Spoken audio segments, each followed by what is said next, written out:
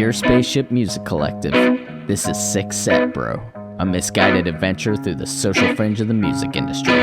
I'm your host, Dom Maple.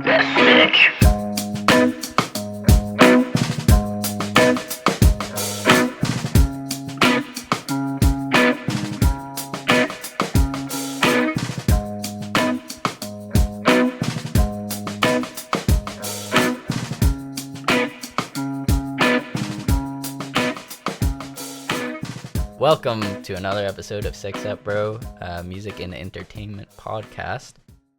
This is a very special episode. I'm joined as always by Money Mike, Michael Magic, Michael Edgerwood, my brother, and Andy. All right. Because he has no special name, and I'm not going to beat around the bush on that. Those are my two brothers, the Council of the Brothers, and we are joined by a very, very, very, very special co-host, Mrs. Sarah McCreedy. Sarah McCreedy, guys. Everybody. I don't know if we can applaud from Yeah, we'll do the digital applause. Whoop, whoop, whoop. Guys, I gotta be honest, I am super honored. This is actually like bucket list stuff. Like, that sounds really sad, but I am like a Six Set Bro nerd. I have been listening to this podcast for like over a year and a half now, maybe like nearly 2 years. I don't know. Have How you long has it been found going? have you found your intelligence level go up? No. It's definitely dropping. Definitely dropping. No, I mean, you've been such a crazy good supporter of the show, so like it only seems right to have you on as the first full length co-host. Well, this is it. I mean, like a full episode. Like, I'm kind of feeling the pressure at the same time. Like, I don't was like, worry. I need to read up on my Kanye trivia or something. Like, Nah, I do actually have a funny Kanye related story if you want to hear it, which I was thinking would be interesting to tell you about. It's kind of an anecdote. Okay, let's get straight into this straight away. Hold on. Oh, there you go. Nobody knows it's yay. What the fuck was that? Kanye? Okay, I'm all ears. Right, so I doubt he'll ever listen to this podcast, so it's fine, but I'm gonna like really put my brother on the spot now and embarrass him. But whenever Okay. he was like 16, I think he was around 16, he was like got super into rap, and like obviously, you know, I come from a musical family, like we have a home studio, so my dad was like, why don't you record some stuff? So he did like the sample from like Through the Wire and did like his own version, and he called himself the Wordsmith, which is just The wordsmith. yeah. I love that. I really, really want to find these files. And like, I think he also did like a sample from like Let's Get Blown, and my dad did like jazz guitar over it. That's hilarious. I feel like I need to hear these. Yeah. Like these are classics. You know what the thing is? Like, the jazz guitar over Let's Get Blown was actually so good. Like, it sounded amazing. I would tell you, jazz guitar over anything sounds great. Like, Andy, did Yeah. you hear that? I seen this on Twitter the other day. Like, somebody instantly recorded like jazz guitar over BB King freestyle from the new Lil Wayne The mixtape. Lil Wayne mixtape? No, Yeah. I didn't hear it. I haven't Some heard guy it just yet. like got all funky over the new Really? over the new freestyle, and I was just like, this is incredible. It sounded so much better, and I was like, yeah, there should just be jazz and funk guitar on every rap song ever, Fair enough. in my opinion. Right? Okay. Kendrick proved that. Kendrick did prove that. Well, that's probably the full amount of Kanye we're gonna talk about. So He's done nothing. Nobody knows it's yay. What the fuck was that? Kanye? He hasn't So- been crazy for once. what? I know hasn't he's been well. crazy for You know what? There's too many other crazy things happening that like It's Kanye all doesn't. gonna be doesn't have time. downhill from here. Like, we've talked about Kanye, so like everyone It's should all- just leave right now. Like, Don't it. don't do that. That's all. no. That's all anybody comes for is the Kanye. I think that's true. That's pretty much we should just rename it at this point. WTF Kanye podcast with the Uh, wordsmith. with the so featuring the funny. wordsmith. I hope I listen to one of them one day. That'd be Your great. brother sounds like the best. Well, he went through like a DJ phase after that, where like he got his decks for Christmas, you know. Meanwhile, I was kind of in the background, like with my guitar, like strumming away, and I was like, I'm not gonna let anyone know. that I've been playing the guitar, I was like really kind of like bitter about it. Like, I'm the musician in this family. Like, then I just worked on all this shit for like months, and just one day went into my dad and was like, I play the guitar now, by the way. So there. So take that. Yeah. Take that, wordsmith. So good. You had proper rap beef with the wordsmith. I know. there's This beef. is like a problem. There could be like a rap battle. Is that there we a could do, like- diss track coming? Oh man, classic. Like I tell you right now though, like whenever I was a kid and I tried to push myself very far away from this. Unfortunately, Mike's on this podcast, so he will be witness to all this. But yeah, I got really into rap. I mean, we both did, to be fair. But I desperately wanted like some chains and stuff. So I was like going around at like 11 years old with a big old D12 chain hanging around my neck. And there's photographs of me There's with pictures. There is my pictures. my New York Yankees cap low down like Jay-Z Oh, with a big yes, old yes. D12 chain hanging around my neck. And I'm like, I just look like the sweetest boy though.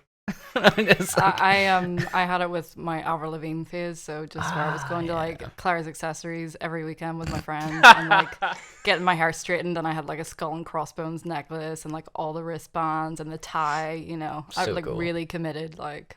that's so cool though. She's still cool now. Avril Lavigne. Right, I'm gonna get my beer open. Hold on. Oh, wow. Ooh. I know. I actually, you know what? I forgot. I was gonna stop at the store and pick up wine. I felt like it was we should have done wine. I don't know why. You should have told me as well. Okay, Yeah, we wine. needed to class it up. We've got a guest. I know, and I knew the guest would have wine because I knew Sarah drinks wine. So I was like, "Yep, we should have done that." But I'm on my redneck shit over here. So You missed it before we started. Andy's got about like 5 energy drinks just off screen. what? I just finished the coffee. Oh my god, you're gonna get heart palpitations, man. Lucozade. Look, there's a monster in there somewhere. Oh no, oh no. I would literally have a panic attack, like. Oh, but I've got also water. And healthy. All right, option. okay. Well, Water's you're there okay also. then. he's I'll very visit out. very hydrated. Is it water though, or is it vodka? How many pee breaks are you gonna need? I don't know. Like, I'll if you stop Joe every 2 Rogan it. I'll go for 3 hours non-stop. Let's go. Don't even talk to me about Joe Rogan. Fed up with Joe No, Rogan. cut. Fed up with him. Fed up with him, everybody. I'm sorry, I'm gonna say it, but I'm just done. You know what? He put up a thing the other day, and I just... why does he feel the need to comment on everything? Where he was saying about... he had this whole thing, like, giving vegetarians and vegans shit. And I'm just like, you know what? Just shut up, Joe Rogan. There's just a can't load be of bothered. there's like a load of TikToks at the minute of like, you know, women being like, you meet a guy and like it's going really well and everything, and then you're like out for a drink and he's like, I just really want to tell you about this podcast that I think you'd really like. And he's like, it's called the Joe Rogan Experience. It's like, nope, I'm out. No, Like, I'm gone. see you later. Killer. I know exactly what type of person you are now that you said this. Like, I totally went through a phase of enjoying Joe Rogan, and I'm not even saying he's bad. He's pretty good at podcasting, but I don't know. Maybe it's Pretty as good. of late. 100 million from Spotify. I don't care about the stats. This is my own personal opinion, my friend. He's yeah, just no, like the thing is that toxic I know masculinity in that room. It's so bad. I feel like hypocritical because I know that my fiance listens to it actually, and he Oh. loves the Joe Rogan podcast. But well, I don't think he's listened to it in a while. Maybe he's changed his mind since then, but who knows? I just I don't know. always dipped in for the big interviews because Yeah. I'm not like a massive like would like consume as many podcasts as like Andy's impressive, like the amount of you put up your Did you numbers. see that shit? Yes, that was Oh, fucking I haven't scary. seen Did that. you see? So like the 34,000 minutes. Spotify rap was Wow. up, but that was not music. That was podcasts alone. I can't even remember. Hold What- on, let me see. Not What was 30, mine, Andy? Are you on Instagram? Yes. Because I feel like I listen to a lot, but I definitely don't listen to that many. Well, I I just think- I just checked mine earlier, and Six Set Bro I think was my number Yeah. two. As long as we're in the just top. missed out, but you're in the top, yeah. Actually, my top artist was Arvo Party because I just I spotted that actually. I think I seen it. yeah, today. because like I just always leave things to the last minute, and I'd be like writing a lecture for, you know, the next few days and just need to stay up all night, and I just have Arvo Party like pumping and kind of like an Banging. Andy situation with the Lucozade and the Monster and the coffee, and it was intense. I'm like, I hope I'm still gonna enjoy his music in the future, because like anytime I play it now, Flashbacks to that Memories. point. yeah, it's like this sense of dread, like oh god. No, but my minutes listened to music was 70,000 minutes. And how many for podcasts? Where do you get the time? Podcast was 34,592. That was Jesus. my minutes for listening to music was 30-odd thousand. Yeah, my podcast time was like 4,500 or something, and I thought I listened to quite a lot. Yeah, 12,000 of them were the Joe Budden podcast. Another man I can't stand, but sure. Sorry, Andy. Sorry. Anybody with an opinion. It's my opinion. all the average Joes today. Average Joes. He doesn't like Joes. It's the Joe I thing. know, it must be. It's something to do with that. Oh, I think we're onto something. I I know. wonder, is there like, I need to go to my psychiatrist. or Joey something. Essex. Joe Wicks. So, a Joe has wronged me at some point in my life. I need to break down who it was. Right, well, enough about Joes and podcast. Although, no, never mind. I'm not. Oh, come on, don't leave us hanging. No, Good I'm not. suspense. I'm not. I was just gonna talk more trash on Joe Rogan again, but there's no point. I'm sure people will care. Right. The reason we're all here, right? Sarah McCreedy is on the show. We're still gonna do the usual podcast, and I got some topics I think would be very good to discuss with you. But we definitely should say that you got a new single coming out on. Well, technically, this probably won't come out until Friday. Although I'm thinking I might release it like late on Thursday, so that more people know that your single's coming out Get it the out next before day. the single. Awesome, Exactly. yeah.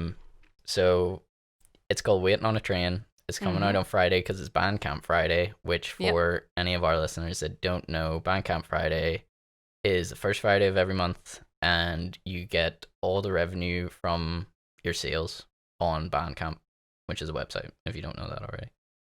Which is a big deal because usually these people will take a cut of it. Like we've talked to, if you're a long time listener to the show, you will know that if you upload stuff to Spotify, as great as that is that we can do that as artists, and as great as it is that it's very cheap for you, we don't really make anything. It kind of sucks financially, and you need it for accessibility, but it helps the artists if you can like reach out and do something on these days in particular.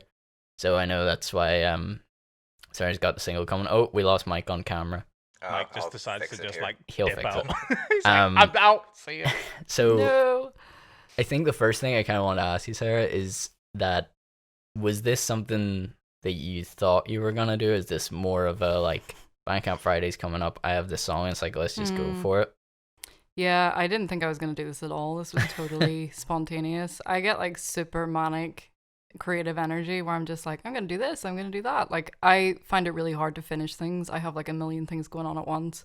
And you will know this even from me messaging you, being like, oh, I'm going to do this, or like, why don't we do this? And I think like a lot of creative people are like that. But I went to Ireland Music Week, and I found it really inspiring, and I just tried to like soak up as much of it as I could. And there was a lot about, you know, marketing, and there was actually a guy there from Bandcamp talking about Bandcamp Fridays, and I actually hadn't really known about it before, and I'd never really used Bandcamp as a platform. Like I was always, you know, really using Spotify as my main go-to, but I do think it is better if you can kind of like spread your network a little bit further, and because you're hitting different audiences in different places, right? But yeah, and another thing that was kind of talked about in those sessions was just like at some point you're just gonna have to release something and like let go of the fear of like, what am I gonna do?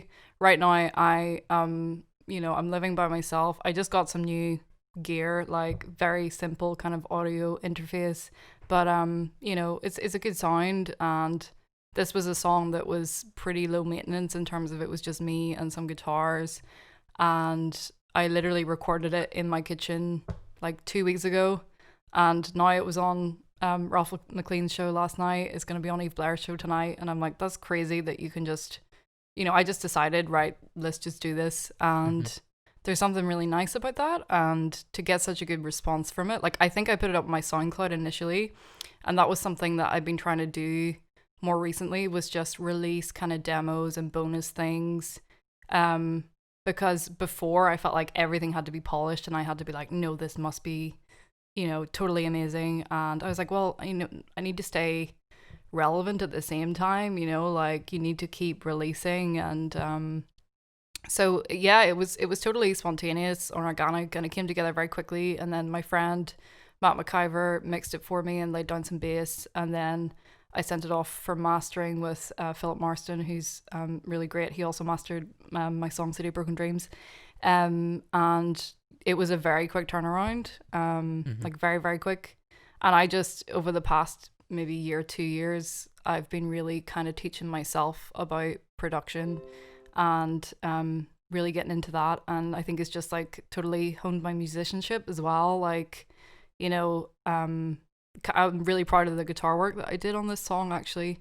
And I think since I've started to record things myself, like things like, I suppose, like my lead playing and my timing and all that kind of thing, it's stuff that I feel has got a lot better, and I've really been able to work on my craft. So I just love that process of sitting down and just, one night, like I wrote some of this song while I was recording it. Like, it was very just kind of in the moment. And yeah, like I just feel this sense of like I don't care as much about it, which that's good, is great. Yeah, is like because before it was just like anything that I thought I was gonna do, then I was like, no, there's not enough time, or like I can't afford this studio space, or it's not gonna sound as good.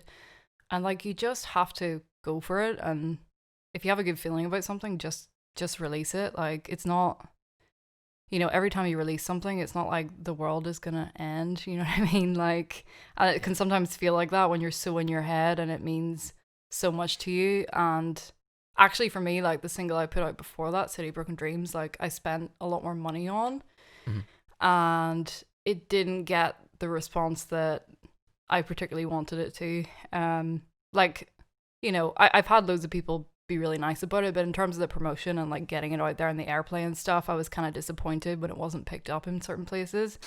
And then I had a call with Help Musicians, and I was speaking to a few kind of industry experts there, and they were just encouraging me, like, you've only released 2 singles, like don't be so disheartened, like release more stuff, like yeah. So yeah, that was also kind of pretty motivating. And yeah, I've gone off on a complete ramble, but I don't know if that answers your question. I think we can really relate there, me and Stu in the band, like definitely. I think it's a rite of passage to sort of for one, like spend too much money on a recording and then be disappointed with not the results of the recording per se, but like the uptake, if you know what I mean. It's like that right away, putting money into something doesn't always equate to like how many people it's going to reach, because that's a completely separate side of it, and that's all PR and promotion and everything else. But like, I feel like everybody makes that mistake, and it's just something that you learn from, which is and it's great, like, but it's then kind of like you have something to lose, because if you kind of like, I mean, for Older, which was my first single, like Simon Hart of Romeo Indigo Romeo, we recorded that like in his home studio, and we were waiting for like planes to go over the Belfast City Airport, and it was very, and I remember when they like played it on Across the Line, they were like, oh, I love like the lo-fi feel, and I was like, you can just say it's a home recording, like yeah. But I hate that shit though, because I don't get it. And can I say something that I don't want it to sound offensive, but it's just a personal take, but I genuinely think the production on Older is, I know it's a simpler song, but I like it better than the production on City of Broken Dreams. Both great songs, but isn't it, to me it's crazy, because we had the same thing with B Button Records, where I self-produced the first one, and I will listen back now and be like, I could have done that so much better. But I know that some of the EPs we did afterwards, even though we worked with great people, like, first of all, did not get the response that we hoped for, because we started spending crazy money. Like, the first one's like all free because I did it. The second one cost a little bit more, and then the third one cost loads because we kept thinking we need to spend more money to work with better people in order to get it somewhere. Yeah. And then maybe it was just a personal thing. Like there's definitely that last EP we did, to me sounds really good, but Yeah. I know that Mike and Phil from Hit the B Button, they used to always say like, man, I really prefer songs on the first EP that we brought out that I did whenever I had like a very bad knowledge of self-production, and it still got radio play and it still got us somewhere as a band. And Exactly, it's just weird the way stuff like that works. I don't get it. Think it weirdly goes back to what Sarah was saying there, though. It's like you can get so much in your own head, and like music is so subjective, and not everybody is listening to production value, and it's really the song and the feel and maybe the lyrics or whatever that grabs people first. It's not always the nitty gritty of like how the song is recorded and stuff. So I mean, like what Sarah's saying there, like if you have a song that you believe in or whatever, just get shit done, record it, and get it out. I feel that's a problem though, Mike. It's like the people take the opposite turn. It's like, I know that whether it's been, I really don't really like do it so much anymore. I used to hang on to songs, but I definitely know people, like other musicians, that have songs that I know are good and I want to hear them on a record, and they won't do it because they're like, I need to get it right. I need to work with the right people. That's the one that's gonna. And I'm like, it might not be the one, but it's like you need to get it out there. Yeah, like this is gonna sound crazy, but I have this weird insecurity about like tracks that don't have drums, because I'm like, I don't know, it ups like the production of it and everything, and then if I'm like doing drums, like, you know, samples or whatever, then I get like insecure about that, where I'm like, oh my god, is it not going to sound as good as like live drums? And again, it's just like, it's stuff that I need to let go of, and nobody else cares about it at the end of the day. Like, Mike, you're right, like if the song is good enough and the hooks are there and there's a message in it that people can relate to, then that overrides. Like, we're coming at it from a very specific point of view. And can I just say that Raw Meat is like a freaking masterpiece. I love that. Oh, thank you so much. I used to love playing that live. That was the funnest song. We used to finish shows. We used to always end on Raw Meat. It was pretty cool. You know what it makes me think of though? Whenever you're sort of saying about like all this and getting in our heads a lot about like putting music and stuff out, is we sort of said about it on a previous podcast, joking about the way, like, not to bring Kanye back into it, but the way like you can patch albums and stuff now.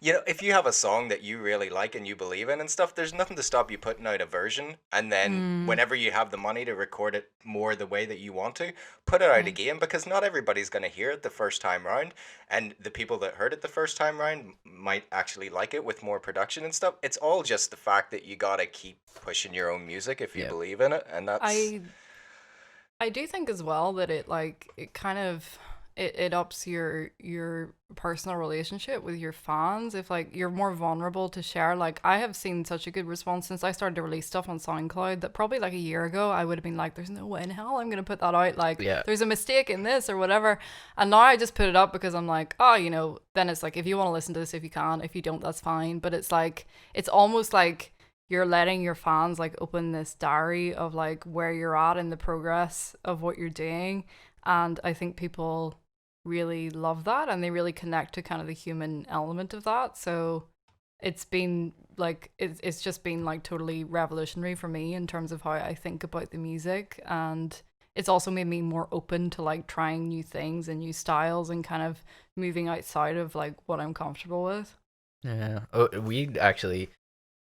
We talked about this on Instagram Messenger recently about like, I kind of like, we had the same idea about recording songs, which I quite enjoy. Like, I always found not recording for me more so than songwriting, but like, because I've been recording since I was like, what age, Mike? Like 10 or something ridiculous, like with very, very bad equipment. With the Yankees cap, like... Yeah, with the Yankees cap down, my D12 chain on. The chain's dripping. And what do you call those little microphones that you used to get for webcam chats? That was the first thing. It's that like you a really long, thin, phallic shaped microphone. It probably cost like £10 or something. It wasn't. Yeah. It was like it was all high end. Everything was like over fucking 10k hertz or something. But like I used to record everything and I never deleted it because like I've only had 2 hard drives since then, and I transferred everything from the first one to the second one. So like I just have this library of everything I've ever done, and it's really like I like to go back and listen. Sometimes I pick things out, like I know I told you like on my album that I brought out, like my debut Don Maple album, there's a song called Frogs Are Always Cool, and that's like a song from 2009, and I still have that recording of that, which I can very much see myself doing all this again. There's actually a song that I'm re-recording at the minute. It's actually one of my favorite albums that you made. What one? The one that Frogs Are Always Cool, and the original album that it was on. Do you know what that album was called? April Fool, wasn't it? No. Was it not April Fool? It was called Your Spaceship. Oh, yeah, right, which is how we got the name. Remember? It was one of the. There's so much. I swear to God, you like. Don Maple was very, or still is very prolific. There's so many tracks out there that haven't seen the light of day. It's so hard because there's some of them I'll listen through and I will be like, as much as I would enjoy releasing like a scrappy demo version of this, I'm like, I might take that and redo it from the ground up. There's, like I said, there's a song I'm redoing at the minute called How to Dig a Hole, and I'm bringing that out very, like, extremely soon. Like, really, really soon. Like, maybe Friday soon. Wow. We'll see. I don't really like making promises, but I'm loving the spontaneity. Like, we're just like, I'll just release a track. Like, why not? Like, well, it's 2020. Like, anything goes. Same as you. It was something. This is something I've been working on, so I was actually gonna put it on something else. But since Bandcamp Friday is coming, I'm kind of like, do I just bring it out in Bandcamp for like a day and see if people can get it? So it's actually something that I suppose I'll announce it here. Something I was gonna post about anyway is on Bandcamp Friday. I'm gonna, funnily enough, release something like what you were saying, is like a bunch of these old things, like these old recordings that I have. I've like put them in, and they're not gonna sound great. I mean, some of them were recorded like over 10 years ago, which is insane. But I'm sort of just gonna pick my favorite ones that I'm not probably not gonna reuse and make a like B-sides demos album that you can buy on Bandcamp Friday. And I'm also gonna re-release to me, what was one of my favorite albums that I ever made, because it was like a full-scale conceptual album, all dedicated to my wife, who was not my wife at the time, which is probably scary thinking back because it's way too deep. So as long as you hadn't been together for like a week, because that'd be no. No, it's very much, I mean, it's for her, and it's like this whole idea of a relationship from start to end is like, you know, as in literally the first minute you get together until like, you know, death do us part sort of idea, which does sound really grim, sorry, but that's everything of mine goes that way. But it's like the conceptual nature of that record I really enjoy. Like, it's so full circle, and I really thought it was great when I made it. The only problem is now going back and being like, the production could have been way better. But I'll never redo it all. I don't think I could really capture what it is again. And so I'm gonna release that on Bandcamp Friday as well. So there'll be a B-sides record, and Serenades is what it's called, which is just based on a pun because her name's Sarah. Yeah, I get that. That's cool. So but it is like, you know, you're saying like it's not going to sound great. You're like, no, it's not going to sound great to you because you've been sitting with it for like such a long time. Other people, you know, I mean, I myself, as you know, I'm a diehard Don Maple fan, so I will be all over that. But I think it is something people are doing now, is like, especially as we can't play live shows and stuff, it's like all the bonus content, all the connections between the fans and the artists. Like, I'm even thinking about Phoebe Bridgers and Maggie Rogers released Iris. They were like, we're going to do Iris if Joe Biden wins the election. Yeah. I released it for one day, and I think that, I can't remember where the proceeds went, but they donated all the proceeds to some charity on the Bandcamp Friday. and that was it. Then they're like, right, no one's ever going to be able to buy that again. Like It's you gone, had yeah. you had your chance to get us like harmonizing like crazy to the Goo Goo Dolls. It's over. It's done.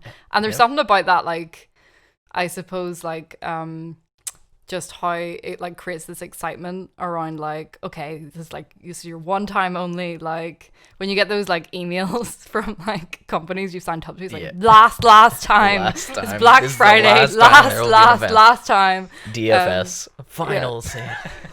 Yeah, right. Okay. But I think that's specifically you're talking about SoundCloud and Bandcamp and stuff. There, those platforms are ideal for that sort of thing because I don't know how you guys feel about this, but me personally, I sort of think the general music listener is always going to go to Spotify, and that's where you want your songs that maybe it's the second or third version. Sorry, I keep cutting out. By the way, guys, it's my camera seems to be on some sort of a timer or For something. all audio listeners, Mike's camera is blacked out like about 5 times at this point. He's trying to so do like it's the fine. same like teasing that we're doing with our tracks, like last time to see yeah. me.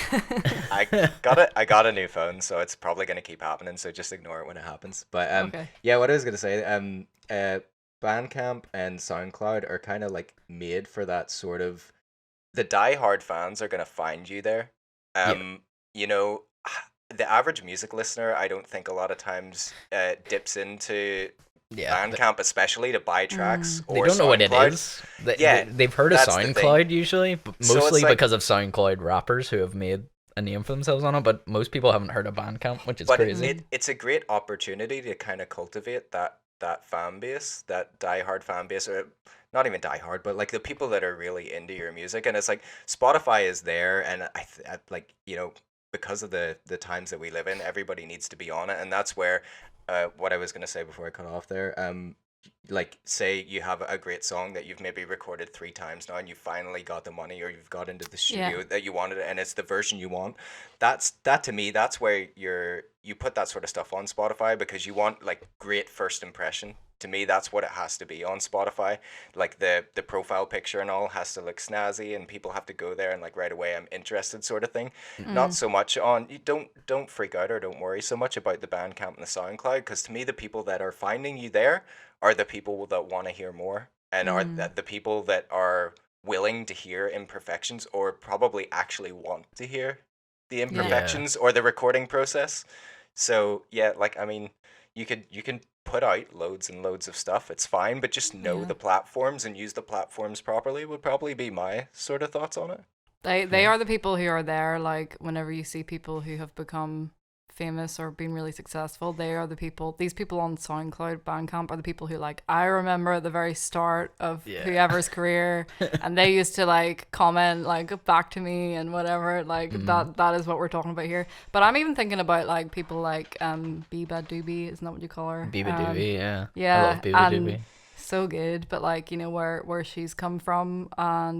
And there's another one, I can't remember is it Strabe is the name of the band. I think it's called Best First Year and it's on Spotify and it's like their only release. I think they're from somewhere in Ireland, but it's literally, you know, that kind of bedroom like lo-fi where somebody just releases something and like, I mean that Strabe track has like, I think it's got like 200,000 streams or something, you know.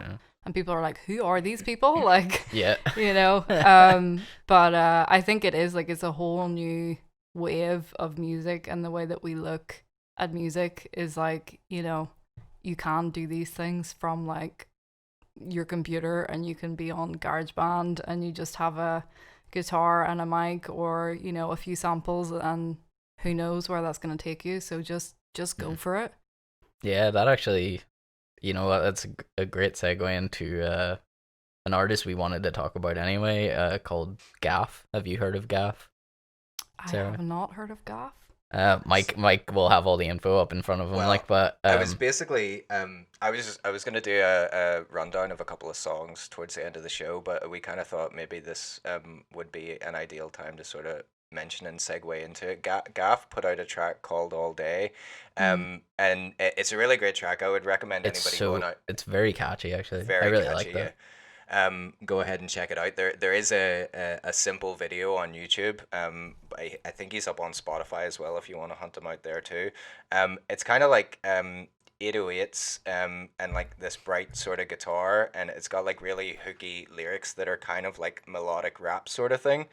It would kind of put you in mind of like maybe Rex Orange County, Zach Villaire, or Still Woozy sort of thing. Yeah, yeah. But it was just I came across this guy, and there was like an article written somewhere, and I just thought there was this quote from him that I found quite interesting, kind of along the lines that we're talking about now, about the power of being able to put your music out on different platforms and on the internet and stuff.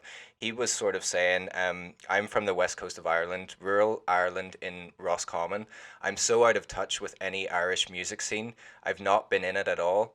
Just because I'm in my room all day making beats and put them online. It just gives us such an opportunity that other generations never had. If you want something enough and you put the work in and care about it, you can do whatever the fuck you want. So it was just this idea. Me and Stu were talking about it before we came on, because it's not to say anything bad about music scenes in general or anything, because we had a lot of great experiences on the Belfast music scene and stuff. But there was some gigs that you played and stuff where you felt like you were also wasting your time, Felt sort pointless. of thing. Yeah. Yeah. It's just this idea of like being able to do it outside of your local music scene, or like it was just an interesting topic that we thought maybe like get your sort I of think- viewpoints on, because you've done gigging as well, haven't you? And Yeah, I think it kind of ties into, I think you were maybe talking about this the last episode, of this idea of like branding something as local music is kind of reductive in a way. Bad word. Bad word. Yeah, if you call it local, then it's not relevant, or it's it's not something people like, your average Joes want to listen to, you know what I mean? And another joke. So I think that in a way like helps you escape that. Like, we're talking about like everybody knows each other on the scene, and there's certain things that like there's certain gigs that you're gonna do, and you're gonna see the same people, and it's gonna be the same thing and whatever. And if you're putting music out outside of your whatever your local community is or your local environment, then you're kind of removing yourself from the pitfalls of that. Like, obviously, as you say, there are benefits to it. I'm thinking about people like BGO who are super, supportive and kind of give the platform to everyone. And, that was a gig I played, was it last year, where they kind of had said, we're actively trying to find more female artists because, the Belfast scene's super male dominated. And Can I just say that Sean that runs that had said that to me before, because it's kind of the hard thing where you don't want to be, it's like you want to actually have more female acts on, and then it's like it's hard to find. But I appreciated how candid that was, that it was just upfront, like, listen, there's a problem in our scene with representation, let's sort it out. It wasn't like tokenistic in a way, or like trying to impose it upon something. It was just actively saying, if you're a female artist, we want you to play. And that's how I played. Yeah, and that's how I played a show with them, which was really great, and one of my best experiences gigging. But yeah, like I think it is just getting beyond kind of the limitations of that locality sometimes, and all of a sudden it is that thing of like, playing shows is for some people like how they, some people have a kind of live act that really works live. I'm thinking about like metal bands and stuff like that, where it's very like immersive and like they need the live thing. But there are some like genres and artists who like they're probably better to listen to on Spotify than they are to go to a show anyway. So it's like they don't, like, technically they might not need to leave their bedroom, and they can make money off what they're doing. And if that suits people, then that's fine. Like, carve out the opportunities for yourself is something that I've kind of been thinking and like learning this year, is like, do what you want to do, make your own rules, and choose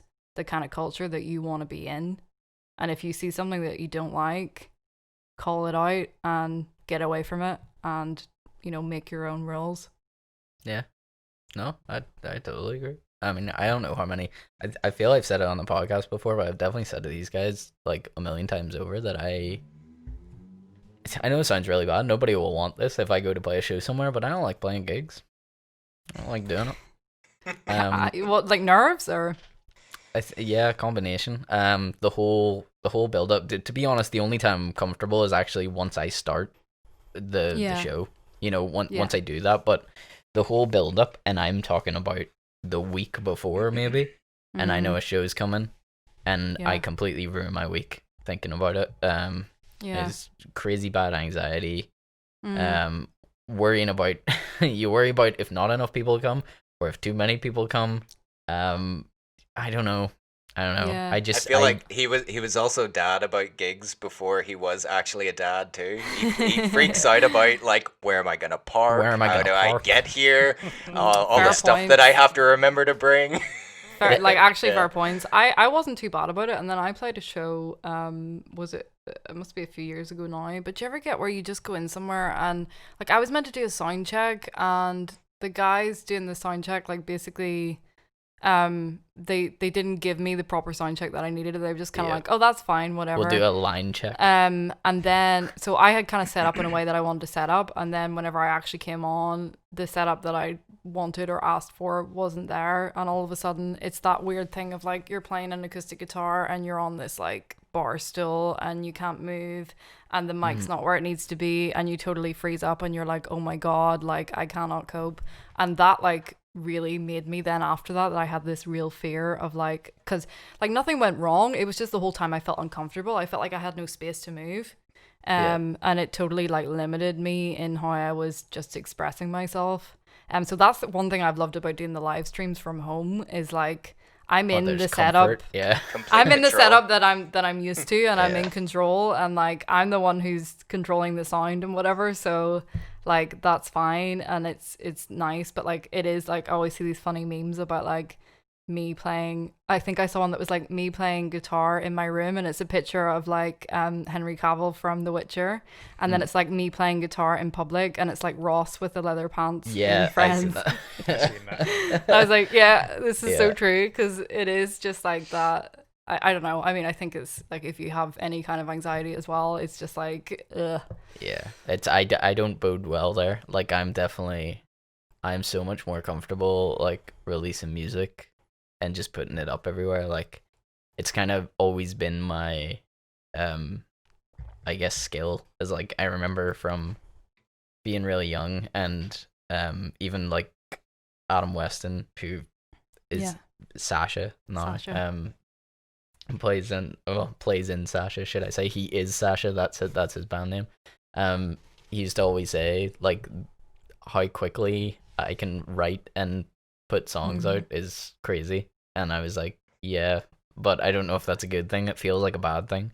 I was actually gonna joke about that before whenever we were talking about B Button, because me and Phil would always come to Stu with riffs and stuff, and would this is why I can't operate in a band. Phil would actually get slightly annoyed because it's like, well, I want to contribute a little bit more to that. Stu had the song finished and all. If he liked the riff, the song. He went home after practice and he came back the next week and there was a full song there. I was like, I was gonna work on that a little bit. It's a gift and a curse. I totally get that though, because that's what I mean when I was saying at the start about like the manic creative energy, where like you just like, for me it's like it's kind of like the ultimate way to channel overthinking of like I could be sitting there thinking, what was that conversation I had today, like someone hates me, or I could be sitting there working on a song and thinking, hang on, the vocals like a bit like low in the mix, it needs to be higher. So that is how like I can turn that into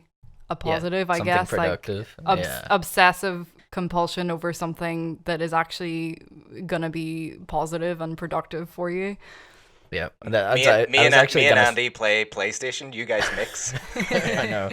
I was gonna say that to you, sir, because like whenever you were saying before, it's like, and it's what we always talk back on like Instagram and stuff, and I'm just like, yeah, I totally relate to this. Like it's cool whenever somebody gets it, but like that's my problem a million times over. Like I'll obsess over it to the point where I convince myself that I have like ADD or something, because I'll get like a million creative ideas at once, and I'm like, I've got this crazy multimedia conceptual idea for like an album or something, and I'm like, I'm never gonna be able to do it. I know I'm not, but I'm excited.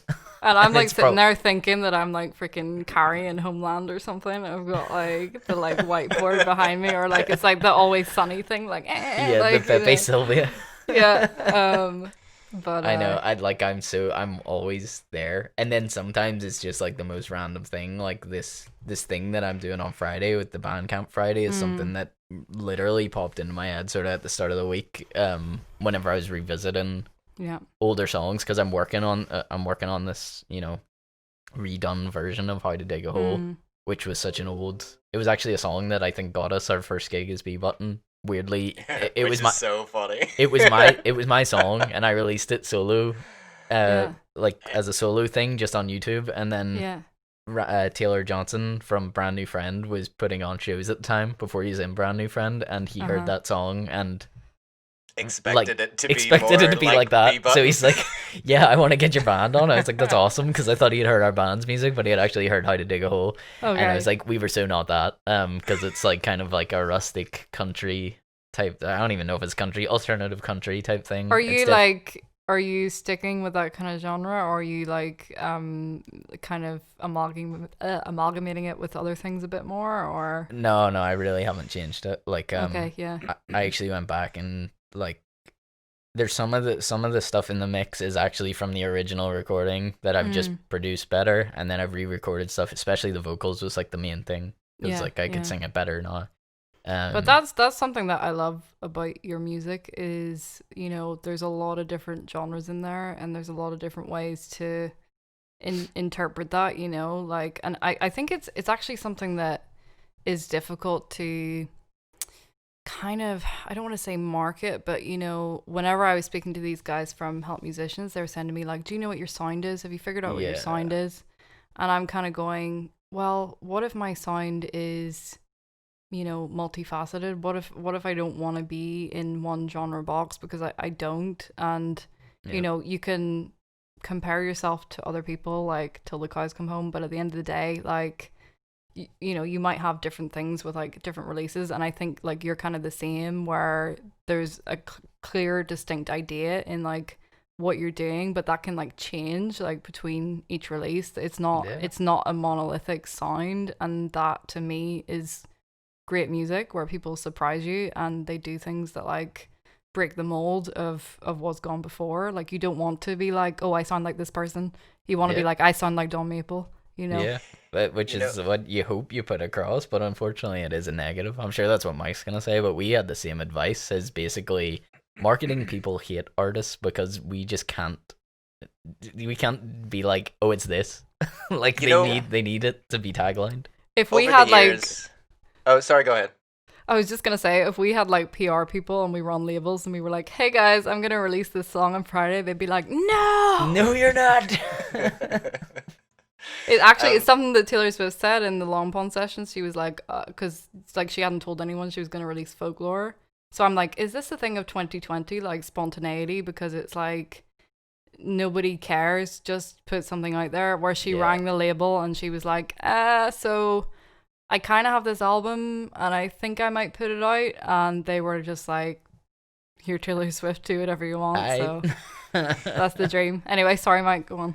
No, all I was gonna say about that whole like, what do you sound like, or what's your genre or anything, I feel like over the years, the opinion that I've got from it, because we have got that advice a lot, like the translation isn't like what do you sound like so much as more like what do you look like, what kind of vibes are you putting out, because see, at the end of the day, I feel like you could put out any mix of style or genre or anything, but as long as there's a strong like look put together behind that, be it like album artwork or profile pictures or anything else, in the vein of, say, one of the easy ones that I use a lot is like dream pop. It has a distinct look. Now, does it have a distinct sound? not so much, because there's a load of different artists that can like say dream pop and come from different angles with it, with maybe like a hip hop vibe, or maybe they have like more sort of a rocky vibe or whatever. But there's always a distinct look there. And I think whenever people say like, have you figured out your genre or anything, they're trying to give you that sort of advice. It's more like just like, have you figured out your selling point, if you know what I mean? Like if somebody who's completely cold to your music or blank to your music comes, and it's like, are they gonna be right away like, okay, I like such and such that falls in the genre of dream pop. This kind of looks like my sort of thing, is more that's the advice that I think people are trying to give you whenever they give you that really unhelpful line. But I don't know. That's just what I've read over the years of like people telling us that sort of stuff again and again. And it's like, you don't have to just put out the same song like in 10 tracks and like release an album of the same shit. But maybe it makes it easier for people to come to your music if it like has a look or a vibe to it. Super vague label. Like, yeah. Like the That's one I the whole started using problem, on it's like- mine was sad boy music. And I was like, what is that? Who Yeah. I mean, knows? it works though, Yeah. you know, like it works. It covers everything, right? was It gonna just has to start be saying- upsetting. Sad girl music. Like I just need to be like, I'm the Northern Ireland Phoebe Bridgers. That's what I Yeah. want my Yeah. my brand to be. But I mean, Phoebe Bridgers is someone who, you know, you can get like that kind of indie rock from her, but then you can also get like very kind of folk elevated music, and actually a lot of stuff drawn upon country. And like, you know, she's just released some Christmas covers, and she's got stuff from like Merle Haggard, and you know, like she clearly has like a real country kind vibe, yeah. of Nashville kind of background. So, and that's something that doesn't you know, it's something that elevates all the music, like all those influences together. And the way, what I absolutely love is whenever you hear an instrument in a genre where it doesn't belong, like, or it hasn't traditionally belonged. And that's something I think you see in Phoebe Bridgers all the time, is like you're listening to something like, you know, Savior Complex, and you're hearing like, you know, a mandolin or something, and you're like, this doesn't belong here, but it freaking well works.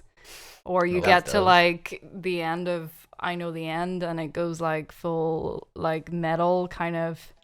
That's a perfect example of what I was trying to explain there. It's like there's just such a strong, like, people just go like emo folk sort of stuff, but like if you actually are listening to those tracks, it's like so unbelievably varied from one track to the next. It's like it's literally just people want a label. They want a pigeonhole. It makes it easier for reviewers, I think. Probably. Maybe it's like a mood rather than a genre that people need to. That's what they need. Yeah, a mood. You're right, and that's what they should be calling it, because it's I was saying before, is like the problem that you have is like you need the two to work together, but marketing people hate like musicians and artist people hate marketing people, because it's just like, don't try and pigeonhole me, and they're just like, but we have to in order to like sell your stuff. We're trying to help you. I know, it's like you just can't win, because it's just like, well, I cannot be boxed in.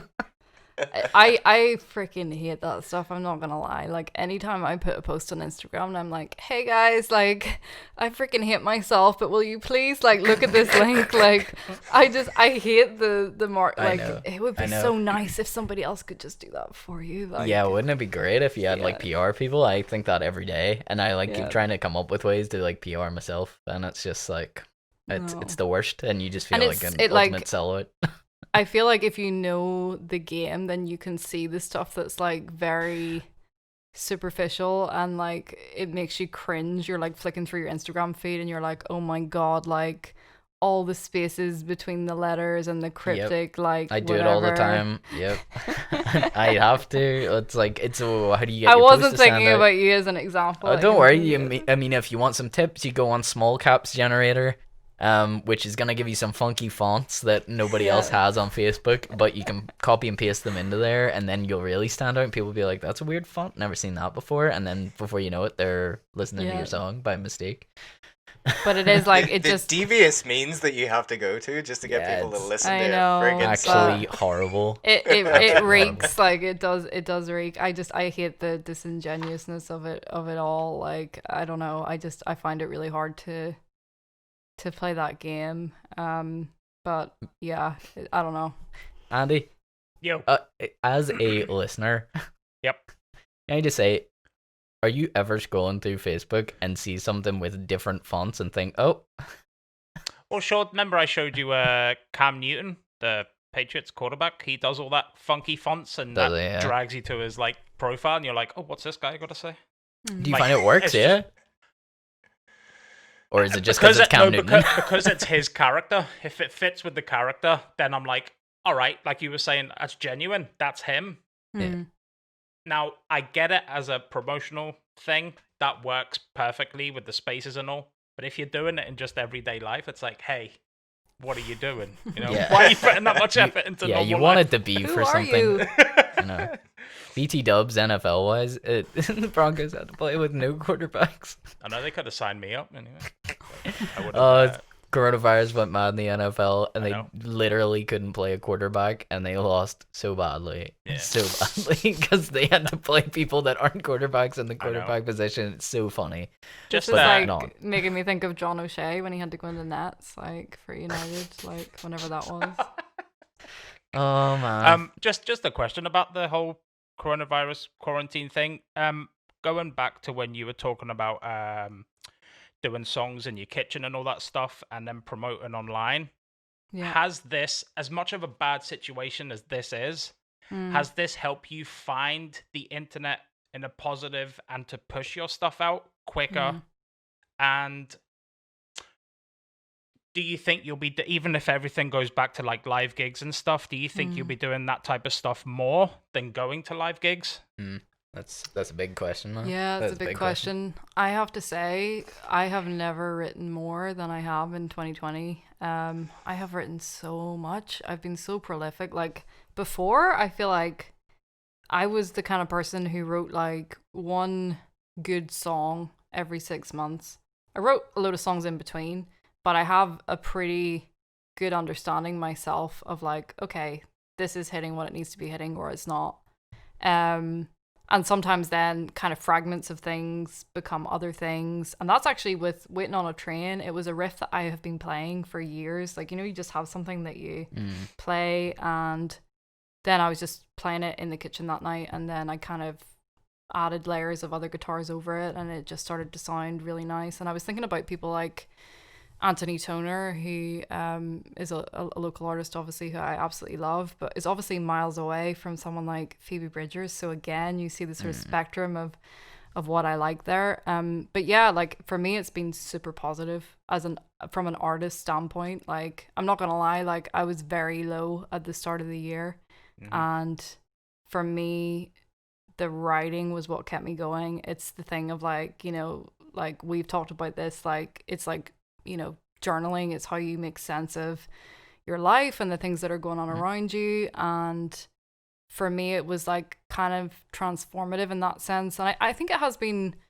for a lot of people. Like we've seen a seismic shift in how people view things and the things that have been exposed and, you know, uncovered as like, okay, this is the reality that people are living every day. This is not COVID, you know. And I think about Black Lives Matter, for example, it's like, no, these people are in crisis every day. And all of a sudden, fucking white people, you know, can't buy toilet roll. Like, wow. Yeah, I know. Big fucking deal. Yeah. This took a real turn, sorry. But no, you're right, though. I You're right. think- And I'm right there with you, because, like, what you're saying is, like, I'm sorry if I'm interrupting you here. It's just No, exactly, go ahead. exactly what you said was, like, I find myself like early on and we're locked down and all this stuff is coming to light that finally probably should have came to light a long time ago, but now the focus is just there because there's no focus on anything else. And then the whole the BLM movement that was really like showing everyone what's going on, and the fact that people could still see this stuff and like argue against it was bizarre to me. And I remember getting to a point of doing things that I didn't even like, you know, like I was putting these posts up because I had to get my, like I felt like I had to get my thoughts across, you know. And it's like I was getting so mad, but I'm in my house, like I can't do anything, like I can't do anything. What am I meant to do from here? So I'm just angrily putting up social media posts, and realized after a while, instead of doing that, I should just make a song. And I wrote Yeah. Roads That We Pave. Yeah. And it which was is just like, amazing. to me, that was everything I had to say. And then it's like here you Yeah. go. And you don't need to, like, you know, Yeah. every line was written with a lot of care to Mm. say there's a lot of meaning behind everything.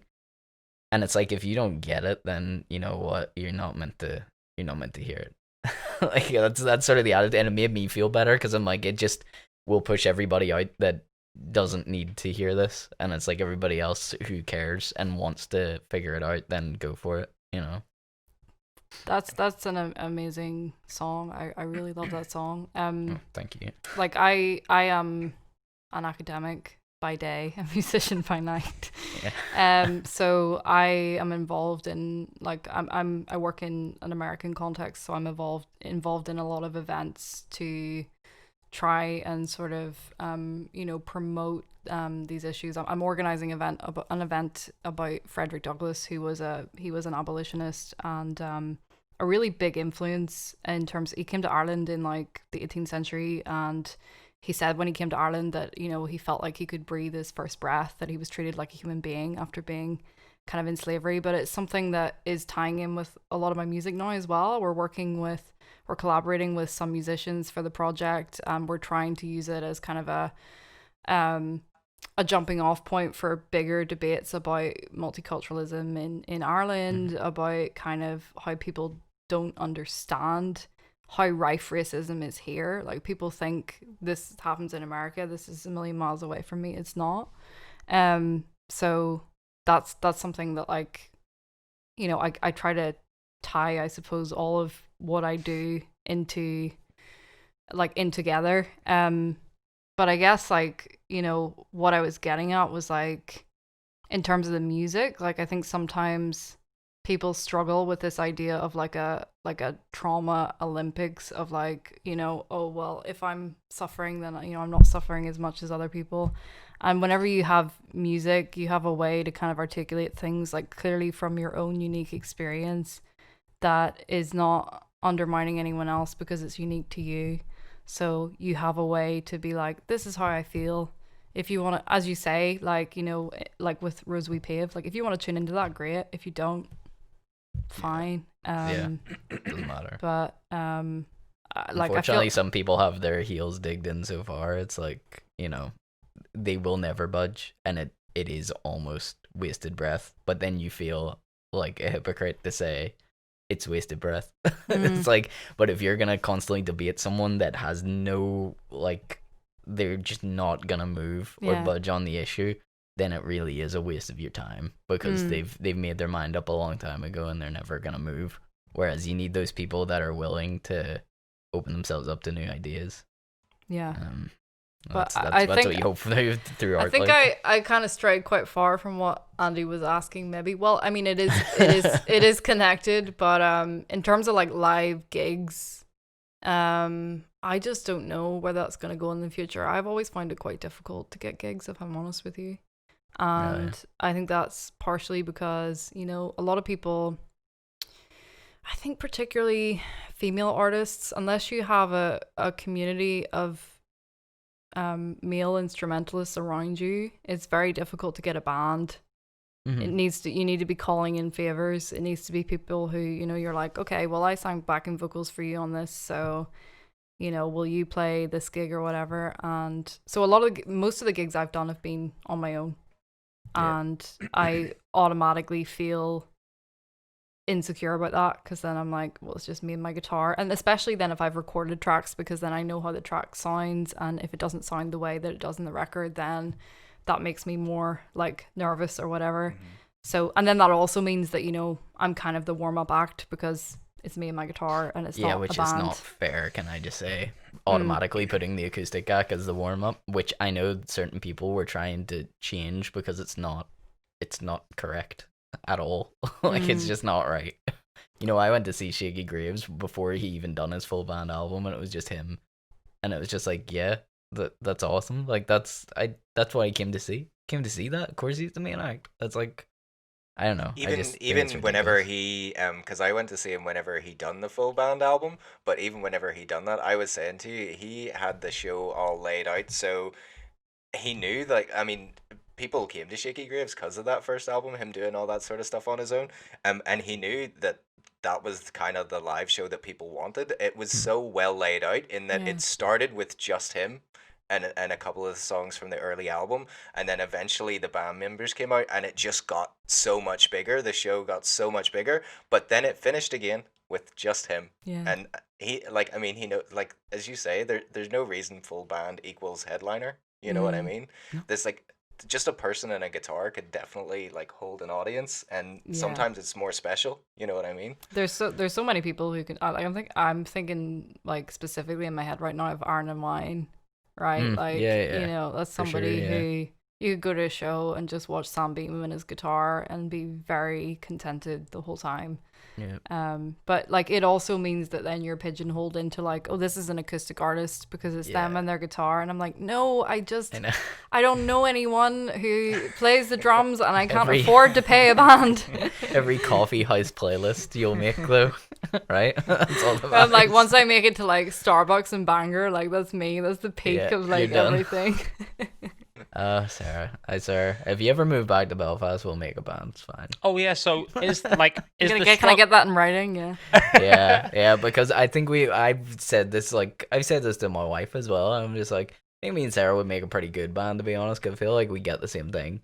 Like, it's I'll get better at drums. We also that's the hardest thing to find. We also have something to talk about there, but I don't know if it's spoilers. So. Oh yeah, we do actually. I don't know, I'll let Andy ask this question. We'll talk about it later. Oh no, I was gonna say about because obviously you live in Cork. Yeah. And you were saying about the difficulties of getting gigs. Like, where is like the differences between Ireland and up here? Like the difference between Cork and then coming up to here. What's the main difference between the two scenes, if there is any? Belfast is much better for things like paid gigs. Really? Oh shit! Oh god! I thought it was the other way around, but I'm probably specifically more talking about like cover gigs and things like that. Here, it's like people need to have an agent to get a paid cover gig. How insane is that? Are you serious? Yeah. Oh, God. I don't know. It's weird. It's the same as everywhere, where it's like there's certain people who are in the scene and they've been there for ages. But at the same time, I have met a really nice group of people here who all kind of stick together and support each other, and, you know, all kind of put on shows together and things like that. And I've also worked with community projects that, like, for example, the Lantern Project, that kind of is for it's for a lot of people who can't get out of their homes, and they might have like mental health issues or like disabilities, and they put on like live shows and live streams and things for these people who are very passionate about music, but maybe, you know, can't come to shows and things like that. So I've done some work with them, and we're doing a kind of Christmas show that we're all curating via just sending each other videos of playing Christmas songs. So I think it's quite, there is a nice community of musicians here, but it's certainly not a lucrative. Like, I think, you know, people think, oh, you're in the south of Ireland, so, you know, there must be, you know, you have an acoustic guitar, and you're an Irish white woman with an acoustic guitar. Like, surely the world is your oyster. Yeah, you know, but well, like, at least really, Ireland is anyway. Really, that's not the case. Most of the time, you just get, where are you from? You're not from around here, are you? Yeah, exactly. Yeah. Jesus. So I don't really know if that answers your question, Andy. Yeah. But yeah, I've had some really good experiences in terms of the community, but like it hasn't paid a lot of money. Put it like that. Right. Okay. Well, thank God I wouldn't have paid much more up here. Might have paid more than nothing. Well, I did get a lot of cover gigs before I moved here. Not that that's something that I particularly enjoyed all the time, but at least it was a way to make some money. That's kind of the one thing you can guarantee. If you want a low income job that is probably not stable whatsoever, then doing cover shows is definitely a way forward as a musician in Northern Ireland, at least anyway. Yeah. That's always like, my backup plan. I'm like, if everything goes tits up, then I'll have this. Cover shows. I was like Fleetwood Mac the whole time. Yeah. Fleetwood Mac cover band. It's fine. Like Andy, you need to get cranberry juice added to the Lucozade. Next week, I'll buy some next week. You know what? Isn't it incredible the way fucking TikTok works? And I've been listening to Dreams like more than I ever have. I'm just really annoyed because Social I'm media. like, there's so many like young girls now who are like, I love Stevie Nicks, and I'm like, bitch, I loved Stevie Nicks before it was cool. That's what happens. Yeah. Well, you actually loved Stevie Nicks after it was cool, but then before it was cool again. Well, see, You wanna get into I am called Sarah because of, well, for two reasons. I'm called Sarah because of Sarah Fleetwood Mac and also Sarah Thin Lizzy. And then my brother is called Scott because of Scott Gorham Thin Lizzy. So we're both named after musical things. My wife is called Sarah after Thin Lizzy, so There you go. isn't that incredible? Although Serenades. they took the H off, which is she's Sarah without an H. Yeah, see, I went through a phase when I was maybe about like 16 where I was like, I'm definitely dropping the H. But then I was worried that I would get called Sarah all the time. She does, and you've Okay. made the right decision. You've made the Okay, right decision. yeah. Even family members that have known her for about like 13 years or whatever are still like, is Sarah coming? I'm like, I don't know whether it's the Northern Irish accent or not, or whether they genuinely don't know her name at this point, but it's like, is Sarah there? I'm like, I don't Mate, know. it's probably the accent coming from me. It probably is the accent. Sarah. Yeah. It could be. I can't really tell. I don't know what Sarah's meant to sound like anyway. I always thought that would be a great song name though. Sarah without an H. I think that's a good song name. What, like ants without the Z or something? That's what I was thinking about. You're doing the same. I was trying to remember that was totally in my head. Yeah. Me and my song title. Sorry, everyone. Well, that was even longer though, and that was the ongoing joke was that it was only going to be called Ants for a long time, and then I was like, but Ants with a Z though, right? With a Z. And then it was like, no, it's like Ants with a Z, like the movie. Let's just make that the title. Most math rock band title ever for an unmath rock band song. If I had my way, every title would be like that. Yeah, I had loads of cool song names. And they never got used. 2 spaces between each letter and everything. Just Yeah. Yeah. I Small have to tell fonts. you about one of the first songs I ever wrote because you're gonna enjoy this. Like if I've embarrassed my brother, then I can embarrass myself. Go for So it was called "Frightened of Love," and it was about a cowboy who came into my small town and was I'm very so on aloof. board. He had real commitment issues, like, but he Yeah. sort of like nearly was able to change for me, but kind of rode off into the sunset in the end. And I had all these like rhymes with sunset about like regrets and like whatever. But it was, yeah, I thought it was all like in A minor. It was very sort of like, Well, yeah, I mean, if you want to write anything cowboy-esque, you're gonna want the E major, the A minor, probably Yeah. an F. Like, Exactly. pretty much the M3 chords you're gonna go around and You you're could gonna get probably, a like- Mexican cowboy-esque You song. could probably pick up your guitar right now and you could probably play the exact song like based on those chords. Oh, you've tempted. There it comes. This is out of tune. That's literally it. Like, yeah, What's up? What is it? Cowboy came to town. yeah, pretty much, yeah. I just always do that. You might be playing too quick. Your camera's stuttering and everything. Yeah, no, that's me shaking. Dude. There you go. Sorry, it was the closest thing I had to me. An out of tune electric guitar doesn't really work very well. Yeah. And Sarah, can I ask you, because you can take the lead on this if you want. We got a new segment to do about ranting about things. Have you got anything you want to rant about? If not, I can easily take it because I'm angry about everything. Ooh. I feel like I've ranted about a lot of things already, probably. I'll easily take this. Yeah, you know what? Like if you got something you're passionate about, then you go for it. Literally winging this, so I don't really know, but I've got a stinger and I gotta use it, okay? Because I sat and wasted so much time making the stinger today. We gotta use it. You know what you could rant about before Oh. you start? Oh, I was Before just you about start, to play it. You just got some bass. Sorry, what is it? you could rant about internet connections because I'm kind of worried you're gonna drop out here. Yeah, you're freezing a video has bit. been very freezy. Nah, It's just fine. like blippy. It's working, but it's slow. So rant about that. Off you go.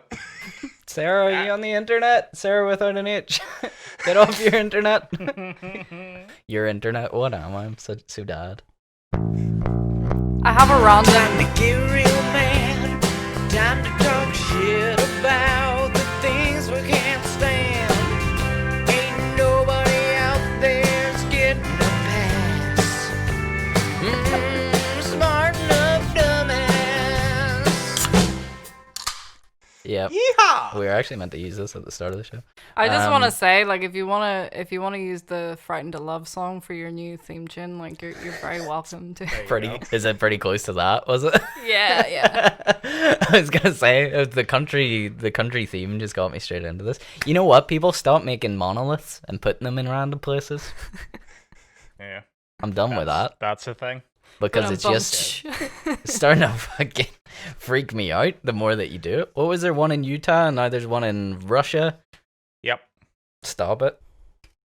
There you go. Was that? That's not a rant. I have I one to usually get add angry. here because I just thought of something. How fucking expensive is Lego? Mm. Is Lego expensive? Not Lego normal. is very expensive and it's so It is it's not normal. ridiculous. See, ever since That's they way got better. all these deals with movies and TV shows and shit, that the prices have skyrocketed. There You know is what? like That was a- fucking way better. Let's go back. Let's do it again. Time to get real mad. Time to talk shit about the things we can't stand. Ain't nobody out there's getting a pass. Smart enough, dumbass. Lego's too expensive. It's so he works expensive. so hard. He just wanted to play it Yeah, twice. twice. We will there's close like out on it also. I saw this like Coliseum, right? So it's like a Lego Coliseum you can build. It was like 500 fucking pounds. Like, Yeah, that sounds right. Yeah, it's crazy. And you know what the worst part is? You don't need to get Lego because there's things called like fucking build blocks or something. I mean, there's so many cheaper versions that are just the No. exact same Diplo? thing. You know what the worst part of that is? Is that it won't be a kid that is getting that friggin' Coliseum. It'll be some 40-year-old guy exactly. that's buying it for £500. Or It's if like, it is a what's kid, the it'll point? be some really spoiled kid who doesn't give a Yeah. shit and doesn't even open it. Like, I really want that Coliseum. I'm not gonna lie. Oh my goodness.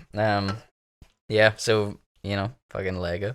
Time to get real mad. I'm only joking. It's fine. Right, okay. Sarah, you need to talk to us just a little bit about Waiting on a Train.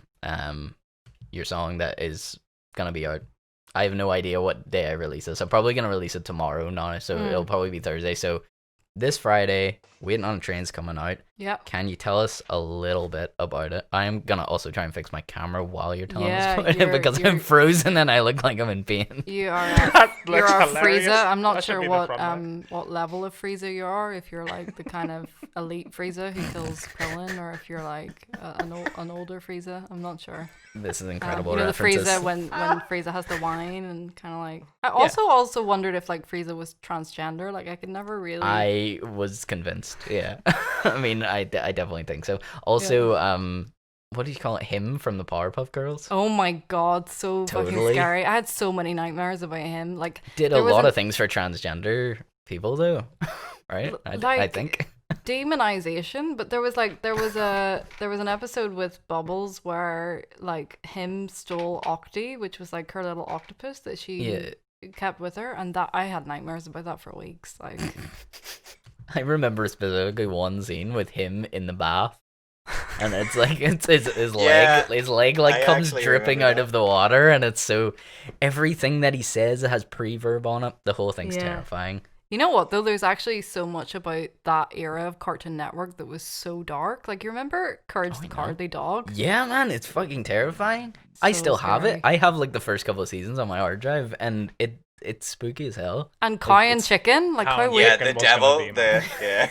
We talk about I Cow was Chicken all the thinking time. that, yeah. The devil is a pedophile. Can I just state for Yeah. everyone that he is definitely has been written into the show as a pedophile, and Yeah. he's the devil. And there's that's like mad. there's like the baboon who like just sticks his finger up his ass and smells it all the time. Yep. I are a baboon. guess. IR Of baby. course. Yeah. We came across a band in our time gigging, and they were like a folk band, and their name was Uncle Boneless. Uncle Boneless, that's right. Yeah, from Guy Chicken Uncle Boneless. Jesus Christ. Are there not That some was like great. copyright issues there? No. Who I knows? yeah. Anyway. It's very niche. It's like me and Stu were like, "Oh, I'm in right away." Uncle Boneless. Everybody else was like, "What?" Just the millennials that we are. Like, has everybody got some avocado toast on the side right now? I actually had some the other day, so it's not even funny. No. Right. Yeah. If I disappear for 2 seconds, this is me trying to fix my camera. Sorry, everybody. That is a Please fair- tell us about the No, single. I'll be freeze 2 frame. seconds trying to fix it. Yeah. Okay. Well, I think this was kind of, in terms of its style, it was something, as I said before, I was thinking about Anthony Toner and how some of his songs, like particularly things like Sailor Town and Well, Well, Well, like songs that I really like from him. And then also people like, you know, John Mayer. That sort of picking style that I love to do is something that I learned from playing Stop This Train, John Mayer's song. So that was where I first sort of learned how to do that picking style. And then also people like the Milk Carton Kids and First Aid Kit. That's sort of the genres that I'm drawing upon, those sort of folk fingerstyle guitar genres. And in terms of its theme, well, as you said, I'm living in Cork at the minute, but not for much longer. And I have lived here for 4 years. So I'm feeling very weird about leaving again. I'm moving to England in January. And although I'm really excited for like the next chapter, like when you're in that kind of limbo, when, you know, you haven't gone somewhere else yet, but you haven't left that place either, it's a very difficult headspace to be in. So Waiting on a Train is about kind of that limbo we experience, and I suppose the suspension of that as well, which is something that I think speaks more broadly to like what we've experienced this year. Like everybody's been in suspension in some way, shape or form, like waiting for something to happen. And being in that space is like, it's reflective, but it's also scary and difficult to come to terms with. So yeah, I mean, that's kind of what the song is about, and it helped me process a lot of the feelings that I'm having at the minute. So again, it was a form of journaling for me. That's fair. Has the just to go down another depressing road, has this whole thing and you know, taken songwriting out of the equation? Like, what else do you do to like help the mental health aspect of like being at home, not being able to go anywhere, not being able to interact with as many people as you want to? It's like, what else would you do apart from songwriting, just to... Well, I would listen to this very special podcast called Success Bro. No, I'm serious. I don't know that anybody would do that for their mental health. No, I'm serious though, guys, right? Because whenever, like, I'm living here on my own at the minute, so my housemates have so I was living with a girl who moved out in September. She went to live with her boyfriend, and then the other guy I live with, actually, he went up to his family house in Dublin, and that was before lockdown came in here. And obviously lockdown here has been a bit different, so we're not allowed to leave. We're not allowed to go outside 5 kilometers, within 5 kilometers of our homes. So obviously after he'd gone back to Dublin, then he couldn't go back here. So on the one hand, it was great because like my fiance was visiting, we had the house to ourselves, and it was great. But then he had to go back to work, so I've been here completely on my own for like the first time ever. Like, you know, I've lived here on my own for a long time, but like there's always been other housemates, or there's been people around or whatever. And now all of a sudden I'm completely alone. And I think it's something that can be very toxic for people's mental health. You can get very caught up in your inner world, and you can, you know, reality can become very skewed, I think, for people if they don't get out into a community or socialize with other people. So something like a podcast, I think, is actually really great because you're interacting with other people, even if that's in a kind of secondhand way. So yeah, obviously I was listening to Six Up Bro religiously, exercising because I mean you have to, just walking and running and whatever, journaling, trying to call friends every week and make sure that I'm in a routine with that. I have a few friends who live nearby, like within the 5 kilometers. So, you know, I actually live right by the lock in Cork, which is great. It's a really nice space to walk around in. And there's a black swan in the lock who's like my spirit animal. So I go and kind of, I call her Natalie, obviously after Natalie Portman from Black Swan. So it is. Yeah, it is. Yeah. See? There you go. So I was just gonna ask there. You were saying is this the first song that you sort of took on the recording and production and stuff yourself? Were you saying? yeah, so Yeah. it was mixed by my friend Matt. He mixed it, and then Philip Marston mastered it. But in terms of, I did all the production on it and the arrangement and everything. Write the theme tune, sing the theme tune. Yeah.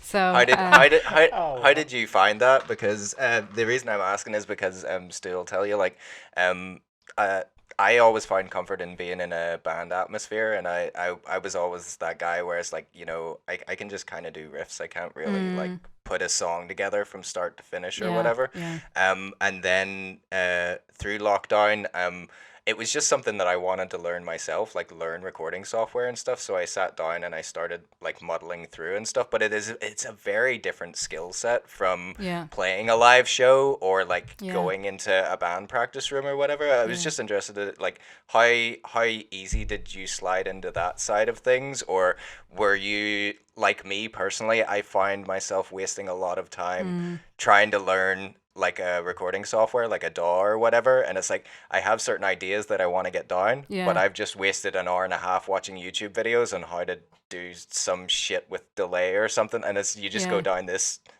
deep dark hole and you waste so much time.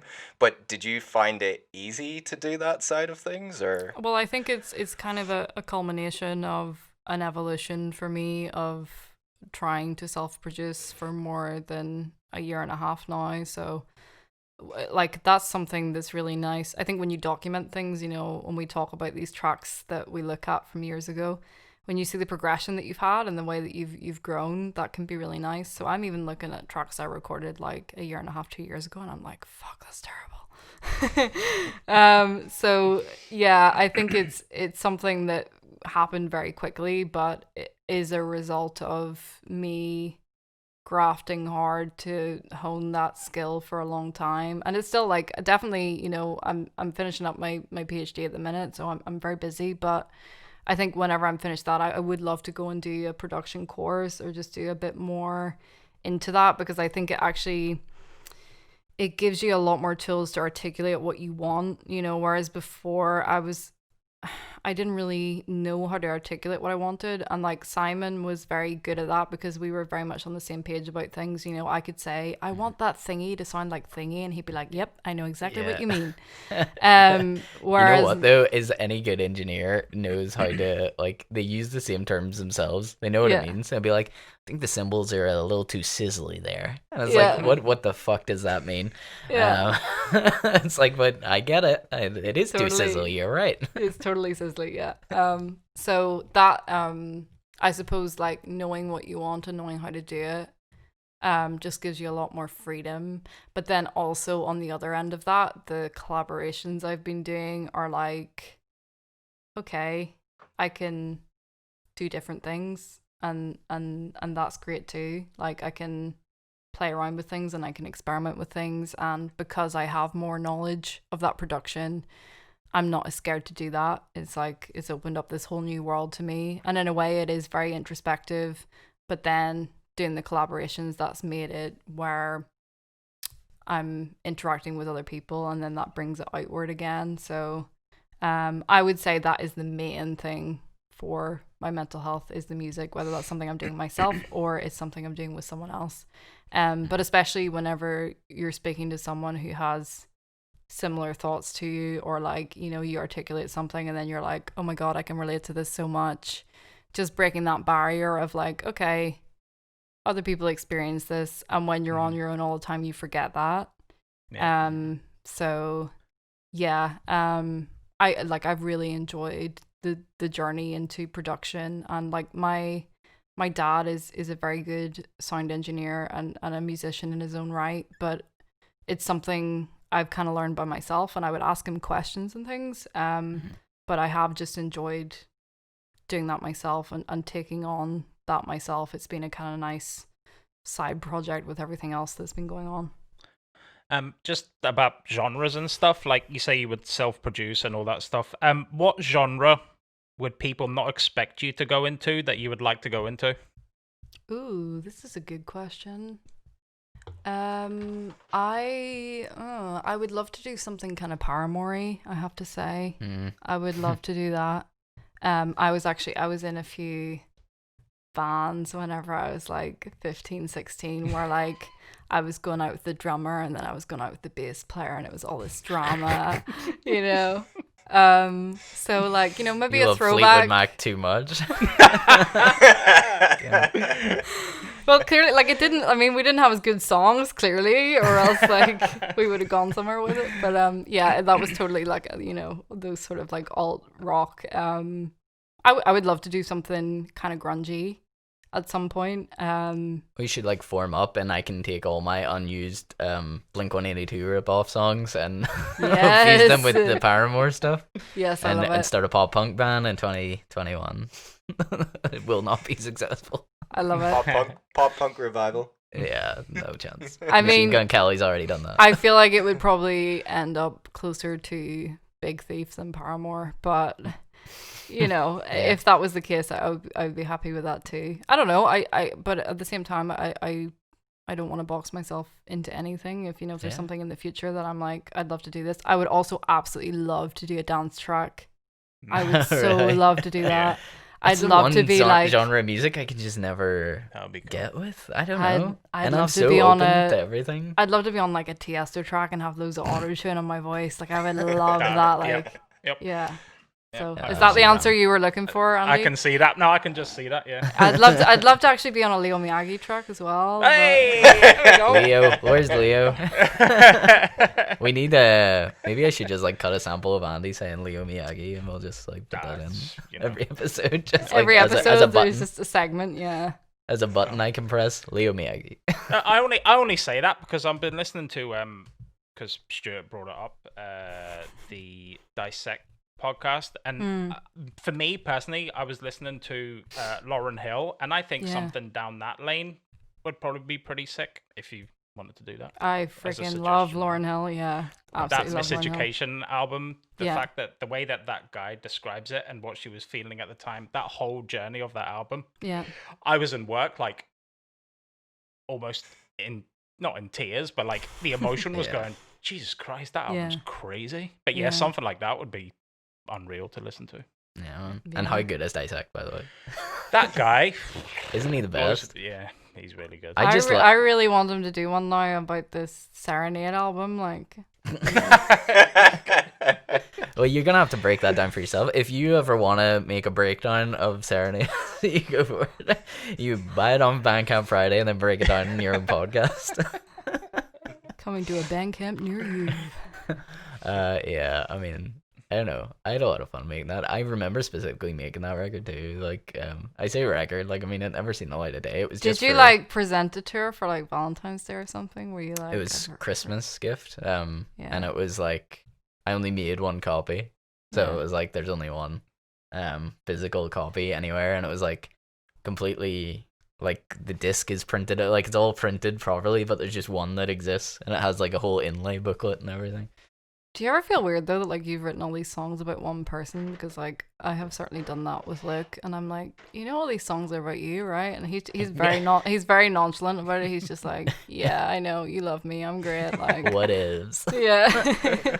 Yeah, I don't know. I used to do it so much more like early on, and then it's not even that I find it harder now or anything, but there's just like, I don't know. I wrote so many love songs that I almost like was like, okay, don't write love songs anymore. Like, don't like actively trying to not concerted write effort songs. to go the other way. But then I ended up writing like really depressing songs. But it's just whatever's going on in my life, to be honest. Yeah. Like, I mean, it depends what's happening at the time, and like, I mean, that was obviously early on in our I say early on in our relationship, but it's not like it wasn't like super early or anything like Yeah, that. But yeah. I just like I don't know. I had the idea, really wanted to do it, and really wanted to make it into this like conceptual idea to try and put my feelings across. But like, no, you just get stuff. It's what we were saying earlier is like sometimes I'll feel so strongly about something that I could just sit and debate with someone about, or I could try my best to write a massive like essay on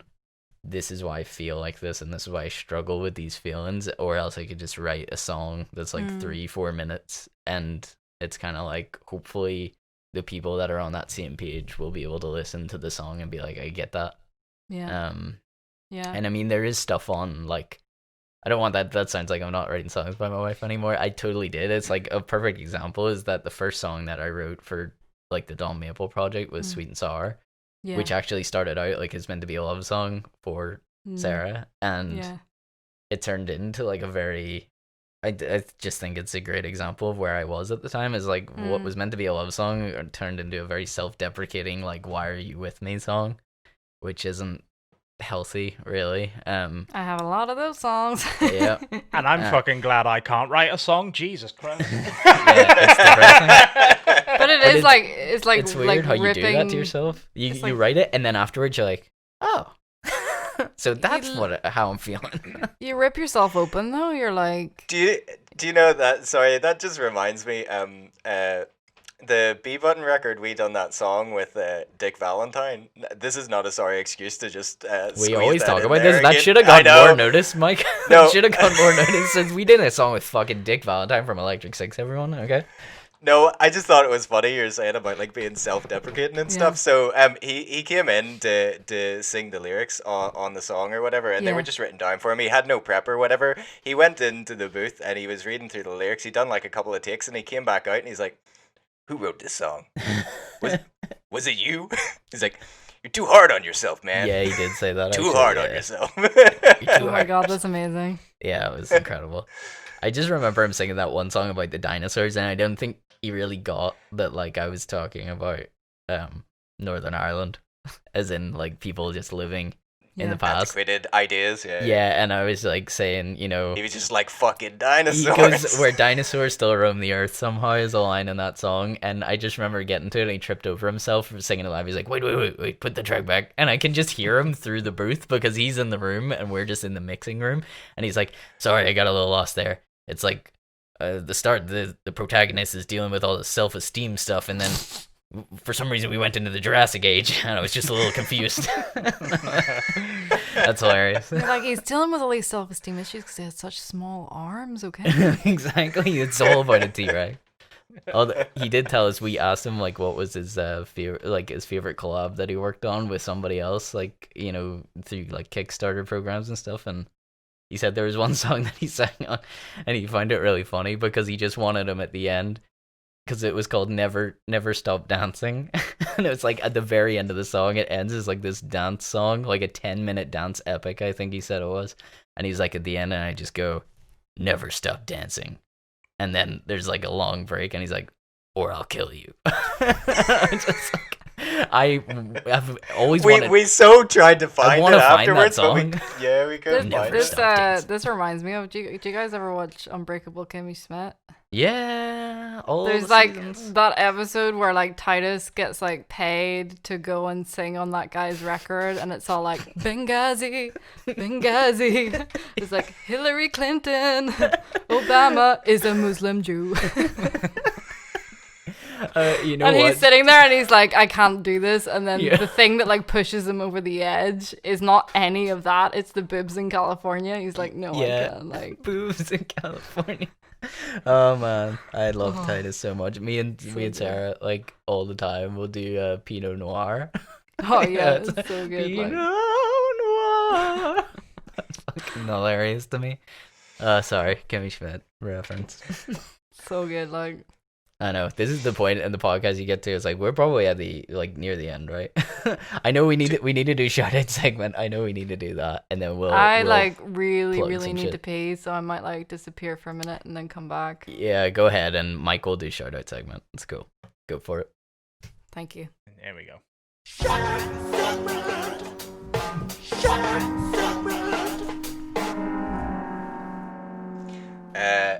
So first of all, a big shout out to like one of our best listeners apart from Sarah.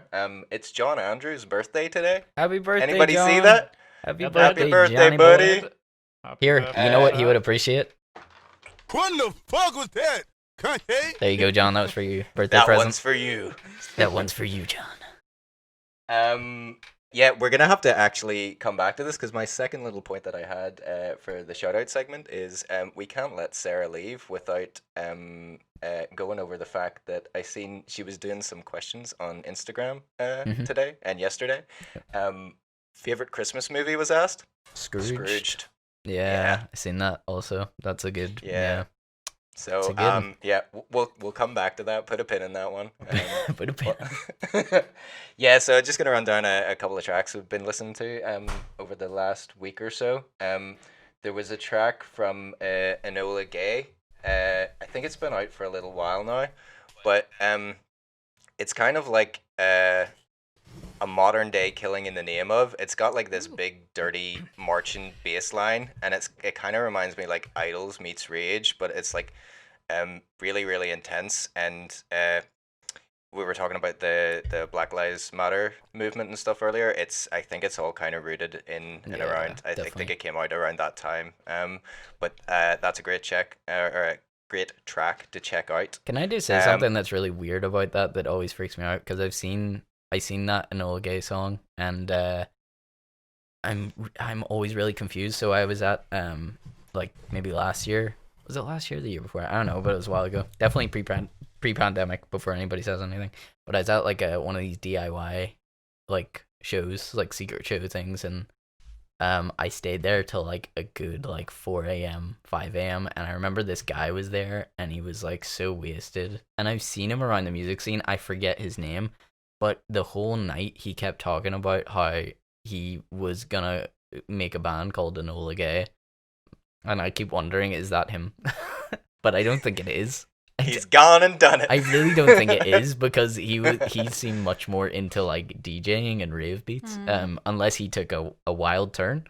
But because I seen him, it doesn't sound like that in any way. I know, but like, what are the odds that this guy would? I mean, Enola Gay is quite a popular, like a famous thing, but you know, still, I think it's a unique choice for a band name. And I was like, that guy was so set on it, like he wouldn't stop talking about it all night.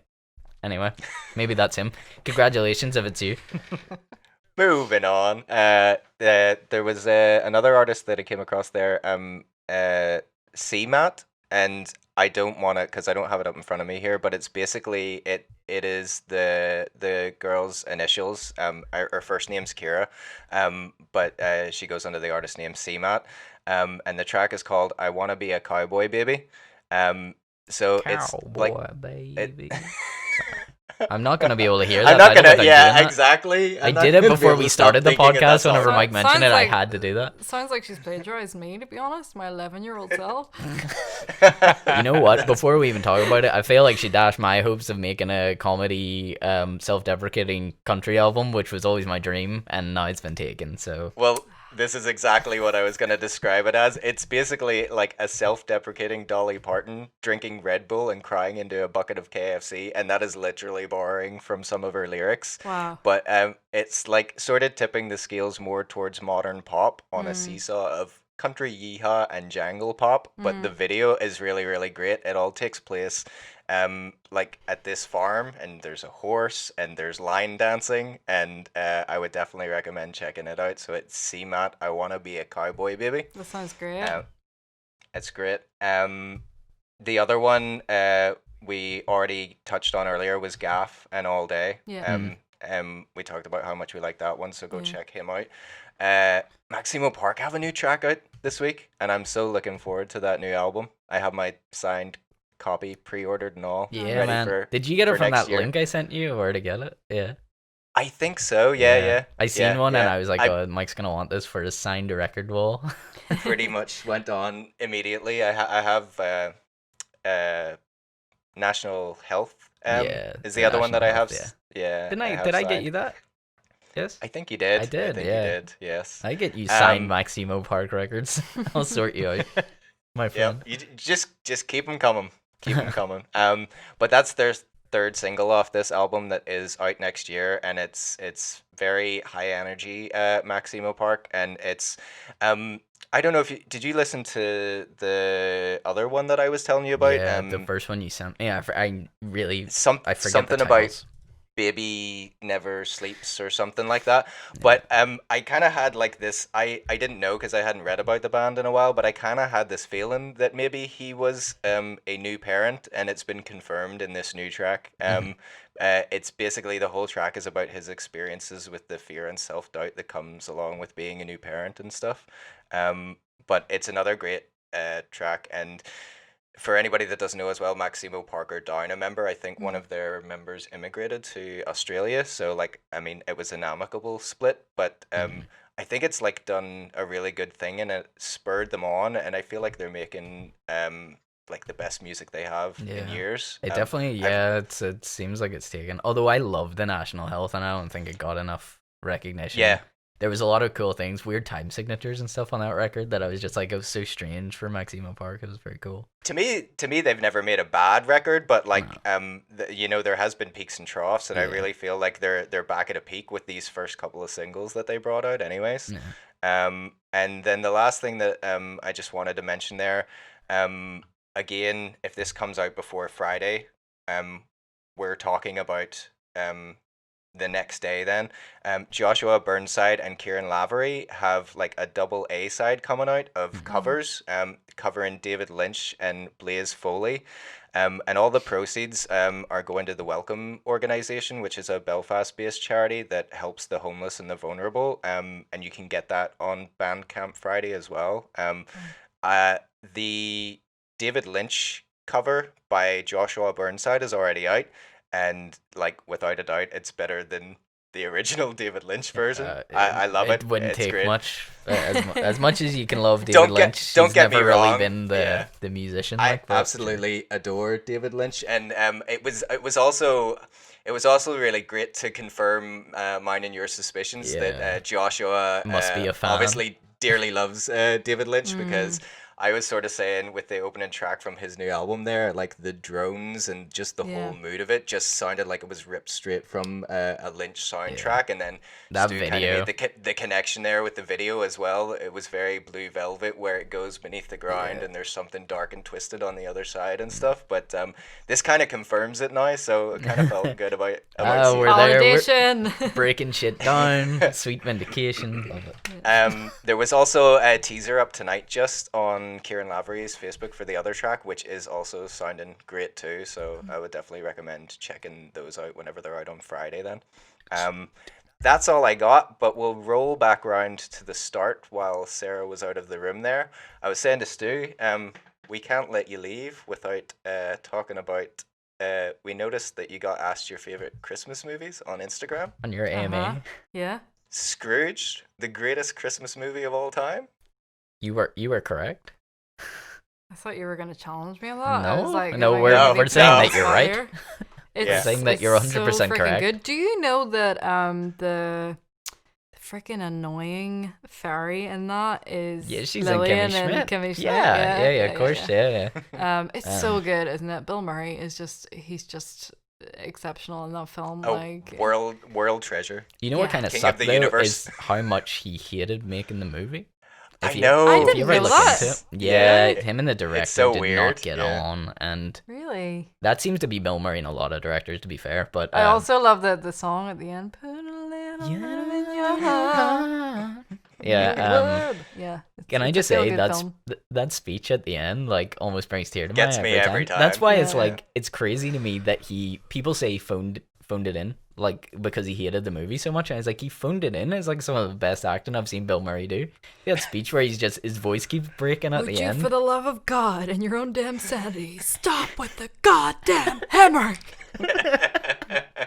Just whenever he has like so the good. mice, and then He's like gonna staple the it. ears on the Oh mice, my and he's God. like, "Well, I could staple them on. I Here, would this never is hurt going- these little fellas." And Elliot is going- Loudermilk, like he's definitely in like Disney films, right? Like that guy, like his voice is like super distinctive. Is he what else is he in? I'm forgetting his name now. Is he the guy from Police Academy? Police or Academy does he just guy? really sound like him? No, I think isn't he Police Academy guy? I don't know.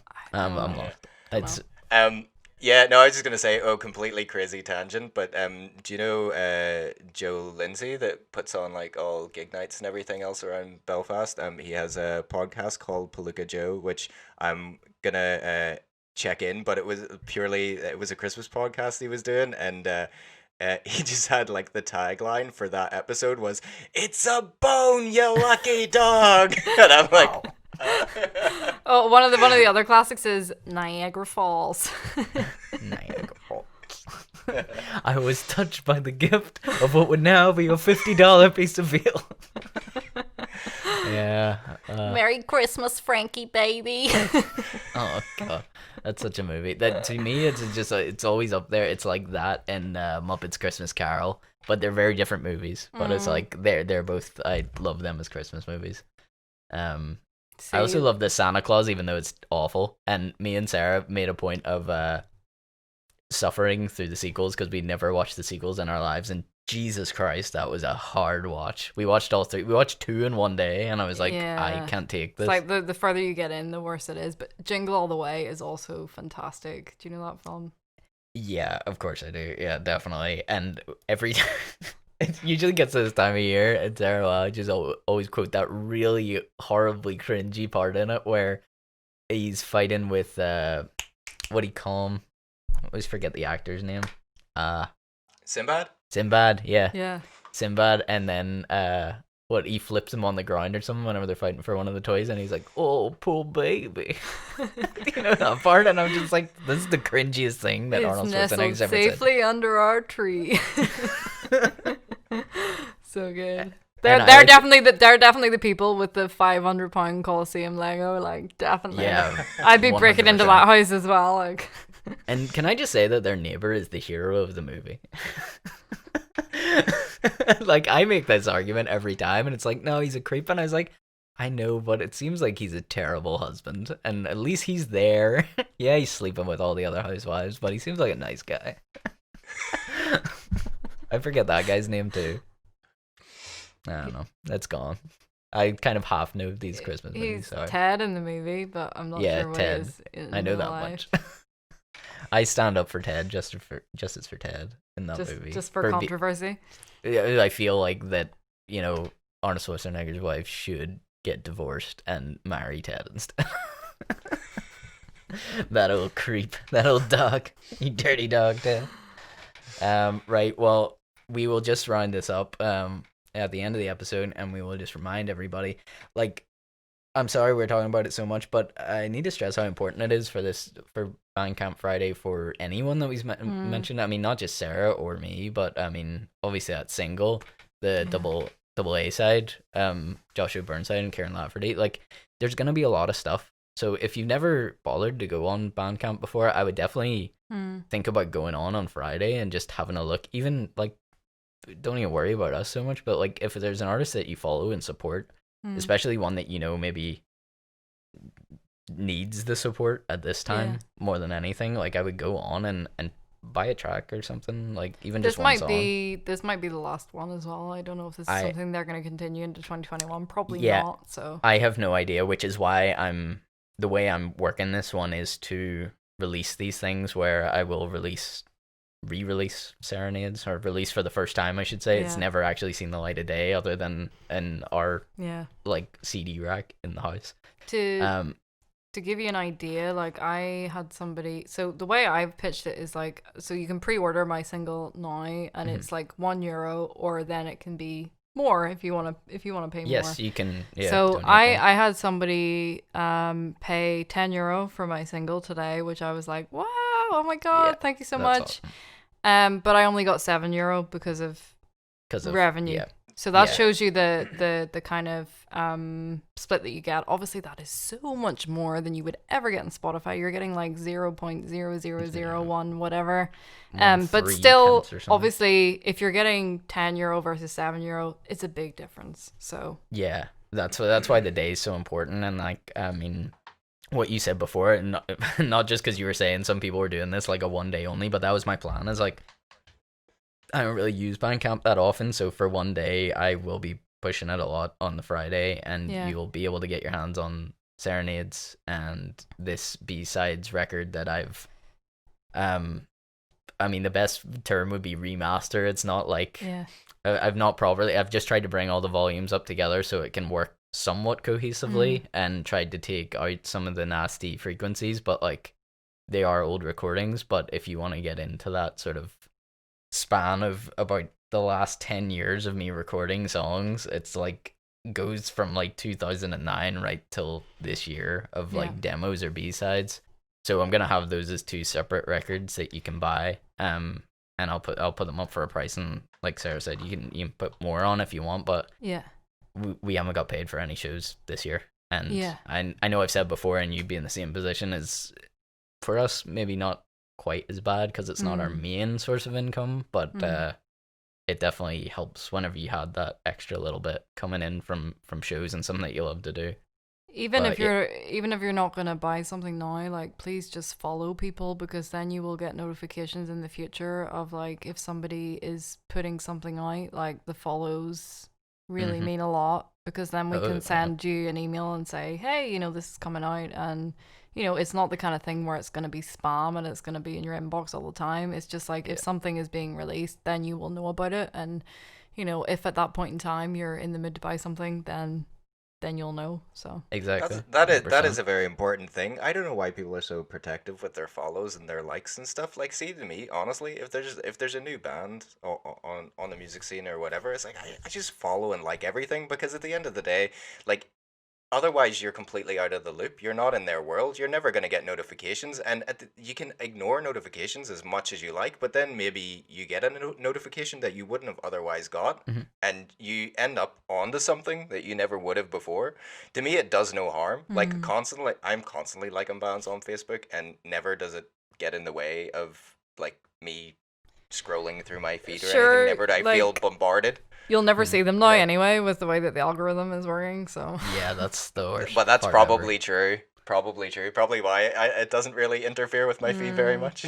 Which I feel like presented with half the stuff. It's like a whole other we can have a whole other podcast on this. We have to invite Sarah back to talk about the social media algorithms. You're not gonna be able to get rid of me now. Like, I'll be like chasing you out. Like, hey guys, I just think you need more gender diversity in this podcast. So I honestly feel like it was elevated slightly. I feel like this was our most intellectual podcast ever.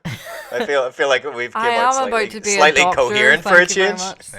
Yeah, exactly. You have Dr. Sarah McCreedy, PhD on. That needs to be the nickname. I need to change my name to like Dr. Sarah with the H. Dr. Sarah with the way you thought it was spelled is the correct answer. But no, it's been a blast. Thanks so much for having me on. I honestly really honored. I thought I would just be on for 15 minutes or something, but it's been a real privilege to be on the full episode. My friend Katrina, who is Simon of Romeo Indigo Romeo's girlfriend, so we call ourselves the Juliets, because we're like stans of Romeo Indigo Romeo. But anyway, she absolutely loves Six Up Bro. And I messaged her last night to be like, I'm going on a full episode, and she was like, oh my god, I'm so excited. I'm gonna set all the notifications on my phone. Like, we are so sad. Like, no, dude, can I just say, like, I'm like, man, so blessed. I'm so, like, it never ceases to amaze me. Like, I'll do this show and just sort of be like, it's a fun thing for us to do, and I'm just always blown away by like people saying that they listen or whatever. Like, that's why like we eventually had to bring it back, and it was so hard. There was so much going on, especially, well, I say especially, but I mean, I only know my own life, but like just from having a baby and everything, and then the pandemic, there was a lot going on, which is why it vanished for so long. But I was like, I always wanted to bring it back, but the amount of people that would message me and be like, are you bringing the podcast back? I was like, I can never believe that. It was crazy. Like, honestly, we were doing this podcast for 6 months, and we were just trying to make sure that our mom liked it, you know. And then we realized like there's actually people listening, which is so nice. Yeah. It is really cool. It's so super cool. Thank you. But it is like it's the thing of like, people will take it for granted, and then it's not there anymore, and then all of a sudden you hear and you're like, okay, people are actually listening. You know, this is great. Yeah. But you know, you guys have earned it. I think you foster a really inclusive and a really supportive and friendly space, and like I really love the way, you know, you talked about this, I think the last episode, like you know, you're conflating kind of popular music with local music to show people that like there's no spectrum here of what's good and what's bad. It's like this is all great music. I mean, whenever I was listening to the show last night, the show that I happened to be on, I was kind of like, wow. I was just sitting there, 'cause like I was listening, particularly I'll mention Joel Harkin, because I was listening to No Recycling was on the show, one of his tracks. I absolutely love him, and I was just sitting there thinking, like, my God, like our wee small island, you know, it's something to be proud of. There's so much talent here, and it's so underappreciated, and something like this podcast really gives a spotlight to it that it needs and it deserves. So thank you very much. That's so kind. And you know what's really funny about Joel Hargan, and this is the problem with Northern Ireland, is like everybody knows everyone. He was like pretty much, I don't even know the term you'd use for it. I think it was while he was doing his music course, but he was in the studio working as like an assistant to Rocky O'Reilly whenever we were recording. Yeah. Was it Rocky or was it Niall, actually? It was one of our Hit the B Button EPs, and he was like running around getting all the cables and stuff. And I talked to him for ages that day, and he was so enthusiastic, like ridiculously enthusiastic about everything. Yeah. And I sort of knew whenever I talked to him then.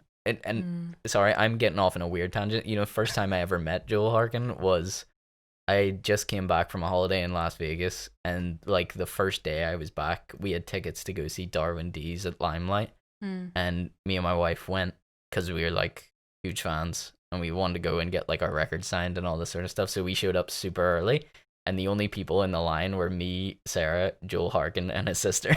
And we started. This is the first time I ever met him, and I talked to him loads that night in the line. And then it was weird whenever I seen him in the studio later, and like I remember he told me at the time he was making music. Look at him now, a fucking NI Music Prize. And he also has a SoundCloud where he releases like beats. Like he was doing it in lockdown. I think it's called like you Lad H or something. And he just was releasing beats on SoundCloud, and he was just doing it like for the crack basically. But it was the same kind of thing where it was like, oh, I'll just put some stuff out, and it's totally different from like obviously his kind of the stuff like he usual puts out, music. But yeah, that was kind of how I first got in touch with him and started chatting to him. And like usually you'll find if you talk to anyone in this scene, you're gonna get a really good response. Like, you know, people are gonna be kind to each other and support each other, and that's just great to see. Yep, 100%. Right, well, I suppose we'll leave it there. This is gonna be like a 2-hour podcast, so that's fantastic. It has to be extra long whenever there's an extra person. All killer, no filler. Yeah, all killer, no filler. That's the title of the episode. We've nailed it. Thank you, Sarah, so much for coming on. We will definitely do it again. You have set the precedent now for like everybody else who's gonna guest on this show. They better all know how to podcast as well as you. It's just the wine speaking. It's not me. If we go for another hour, it could get bad. I mean, it could. Like, I feel like we could do another half hour that would be half okay, and then it would just really like nosedive. It would start like, veering off very badly. Yeah. I've ran out of beer. I'd so be like, I'll you know start what? You sober. know Lego. I feel like it was just gonna descend into movie quotes, to be honest. Sorry, I'll hit my bass line. Time to get real mad. Time to talk shit about the things we can't stand. Ain't nobody out there's getting a pass. Smart enough, dumbass. He's just trying to justify how much pointless time he spent on that vocal. I love how much you committed to the vocal. Like at the end, it's getting like so much vibrato. I'm like, you really put your heart and soul into this. Man, I was out here for hours recording that. I was meant to be making podcast notes, but I just winged it instead. He literally texted us earlier. He's like, right, guys, I'm going out to the workshop to make sure that we have no technical difficulties. I'm going to get all set up and everything. We came on to talk to him. He's like, yeah, so I didn't do that. I just I recorded this stinger. It spent like 3 hours making that. Right, okay. Definitely going to go. But thank you, Sarah, so much for being on the show. This has been Six Step Bro. Waiting on a Train this Friday. On Bandcamp Serenade. is the best And place Serenade. to get it. Get Serenades. Get my B-sides album, which is called Sounds from the Backyard. They'll both be on there. They'll be. I haven't decided price. Probably like £5 or something. There's a lot of songs on And there. Kieran Lavery And he's dropping an album next Friday. And I'm his album. bringing out EPs left and right and center. No. collab with Yeah. Leo Miyagi. Oh yeah, and something we didn't even mention, but I will talk about it some other time, is me and Sarah's collab, which is definitely happening. So yeah, everybody get excited for that. That's an excuse to get her back on the show again. Exactly, we will do this again. Yeah, it won't be 'cause able to get clearly rid of it can me, be yeah. done. Right, okay. See you, everybody. And I didn't even. It was so good. I didn't even open my monster. I didn't need it. So, We managed to keep you awake instead. There you go. That's good. That's good news.